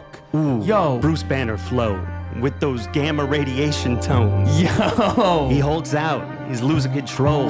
Where's Betsy at? I need her here, not Thunderbolt Ross. Get me some relaxation tunes fast. The Hulk's got to meditate, right? Like If the you Hulk's got stayed, to. I- The Hulk's got to The meditate. Hulk's definitely got to meditate and like fucking take some beta blockers or something. He's probably got like a meditation app on his phone. The Hulk, like just That meditation app goes down, the world is fucked. Just imagine the Hulk's listening to binaural beats just to keep himself. The only thing keeping us from the end of the world with the Hulk is just the lo-fi chill girl. Just fucking Yeah. get her a Nobel Prize. Yeah, hey, I've been floating for a minute. I've been off my feet. I've been feeling so lifted. I've been feeling like a ghost, feeling like I got some wings and I could float. Oh, I've been feeling so fly, like I'm pretty high up in the sky. I've been feeling right, I've been feeling I've been feeling me. I'm that kind of guy. Feeling a lot of light, I'm feeling kind of weightless. If you're trying to hold me down, put your name up on the wait list. I won't be coming down, not anytime at all. If you need me, you can just look up and give a call. But I'll look down from my cloud and I'll say, that looks nice, but I'm doing fine. I'm just living my life. You can't bring me down today. I'm full of helium, I'm up here in the sky. I think I'm gonna come. Yeah, you can't make me rain on them. I'm gonna come down like the fucking hail on them. I'm gonna come down in the fucking rail on them. I'm gonna come down like a bomb, like around them, like boom, a boom that surround them. Boom, a boom, I'm profound when I come through with the pen like kung fu, come through from my sky plane, my clouds, dude. I'm on cloud 9 when I clown you. I smoke you like a pound too. Yo, check this. I come around like a brown wolf, like a fucking dog that's brown. Truth, my dog is not brown, he's orange. What rhymes with orange? Fucking door hinge, which I'm busting through just to come at you. Coming from the rain, coming with the pain, coming so insane, coming from my brain. I scared y'all from the pen, from the prison, the industrial schism that's gonna come and get them. Get them, then I got them. The prison is gonna fucking rock them. I think we got the problem in the US of A. I think you got the problem if you coming through fucking with May. I think you got the problem. I think you got a couple problems, son. I got 99 problems and a bitch ain't one. I got the machine gun and I'm shooting you from the clouds. I'm right next to the sun. Oh! That's it, dude. Fuck yeah, man. That was fucking awesome. Bars on bars. That was really fun. I haven't just like sat around and freestyled since like college. Or You haven't some shit, rapped in a dude. while? I mean, I've done like freestyle raps on improv shows and stuff, but it's always just like a short, like, hey, we're gonna get a suggestion from you, and this whole scene, all we're gonna do is rap at each other, and so it's like, it's over really quick, but that's fun to like sit down and do that. So, thank you so much for having me on the podcast. This is really, really cool. Yeah, I specialize in nonsense. So the freestyle, I specialize in that. The podcast, I specialize Anytime you in. want to freestyle, we could do that. If anyone was at all interested in listening to my incoherent ramblings about dinosaurs, Well, I like that you. long staccato monologues more than raps. I like that you go goofy with it, because a lot of You the time you can't- you freestyle can't with take yourself rappers, too they seriously. try to only do bars, and it's fun when you kind of just rap about being a dinosaur. I've done all kinds of freestyles. One time on the podcast, I had my friend on here, and there was another friend, and we were like, where are you, my friend? It was just a whole R&B song. It was beautiful. Dude, that's awesome. I feel like that's the beauty of freestyling. It's the beauty of writing anything. You try to create out of bounds, right? Oh. You try to just have fun. You try to just be silly. You don't have to. You don't have to make it a serious effort. And matter of fact, people usually respect it more when you don't take it so serious. That's almost always like 'Cause it's more comedy real. It's and more like- music and everything. Yeah. It's always that. Definitely. When you kind of find a way to get past that and just kind of communicate through the medium and just have fun through the medium. Like that's kind of what you're trying to do always, I feel like. That's why freestyling's so fun. That's why improv's so for fun. sure. Because they teach you you're just those going things. with the flow. You're you're living in, there's really no other like living in the moment type of thing than that, because It's almost more real than real life, like, honestly. Because, like, I walk into the DMV or something, I have a pretty good idea of, like, what's going to happen that day. I'm going to wait in line, I'm going to get up to the front, whatever. But in improv, like, literally fucking anything happens. Like, crazy shit happens. It's like an accelerated form of real life. Yeah, it's like you're, like, macro dosing, like, crazy experiences. And then when crazy shit does happen in life, you're like, oh.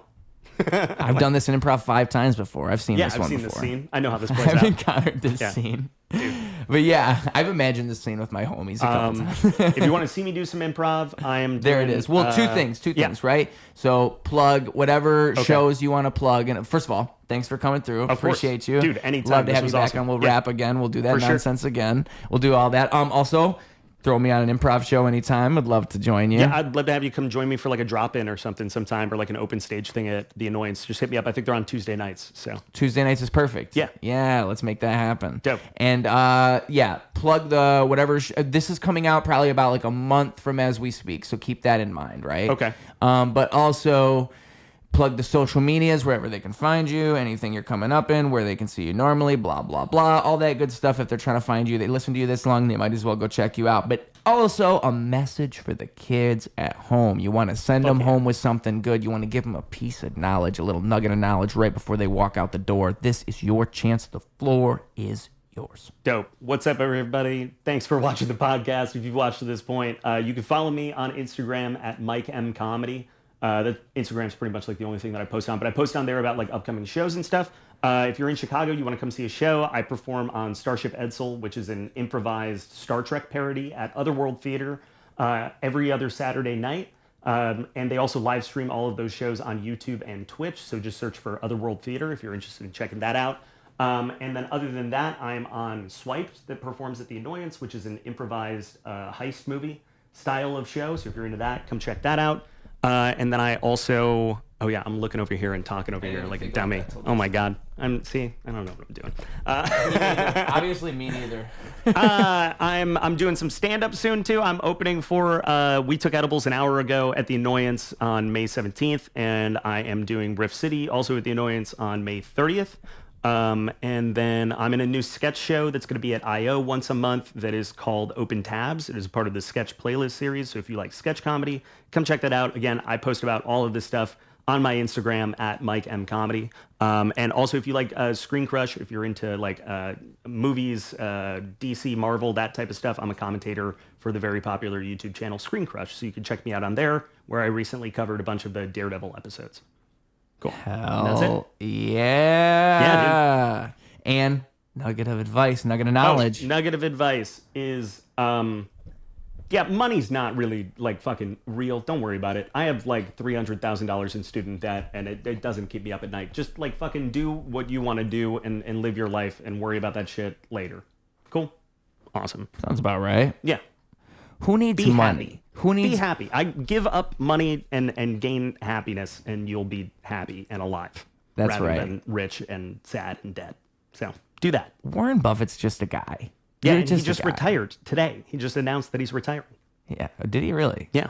And Elon Musk is just a guy. And all these people are just guys. And you're just a guy. And when you think about money, you just get out of this.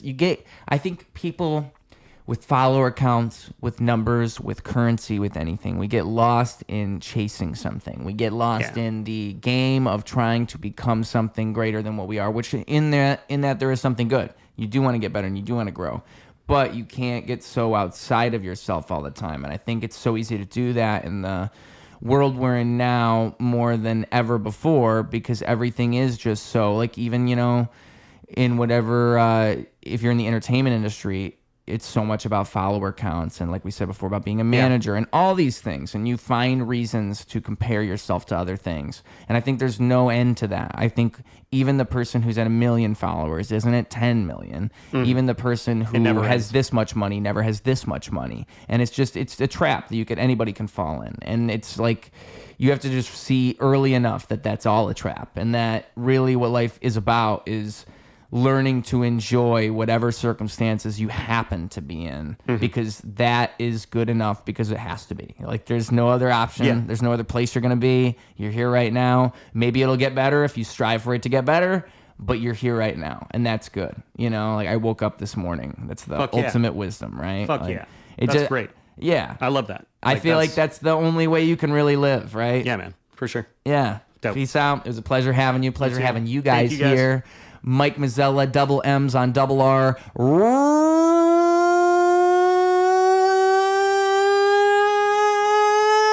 Ruse Radio. Clocking out. Double down, competition couldn't help him to rock. Missed the whole time, holy fell through the flock. That's an ordinary miracle, wealth to the block. It's a balance in the character that's calm and collect. It's apparent his caricature is lost in the mess.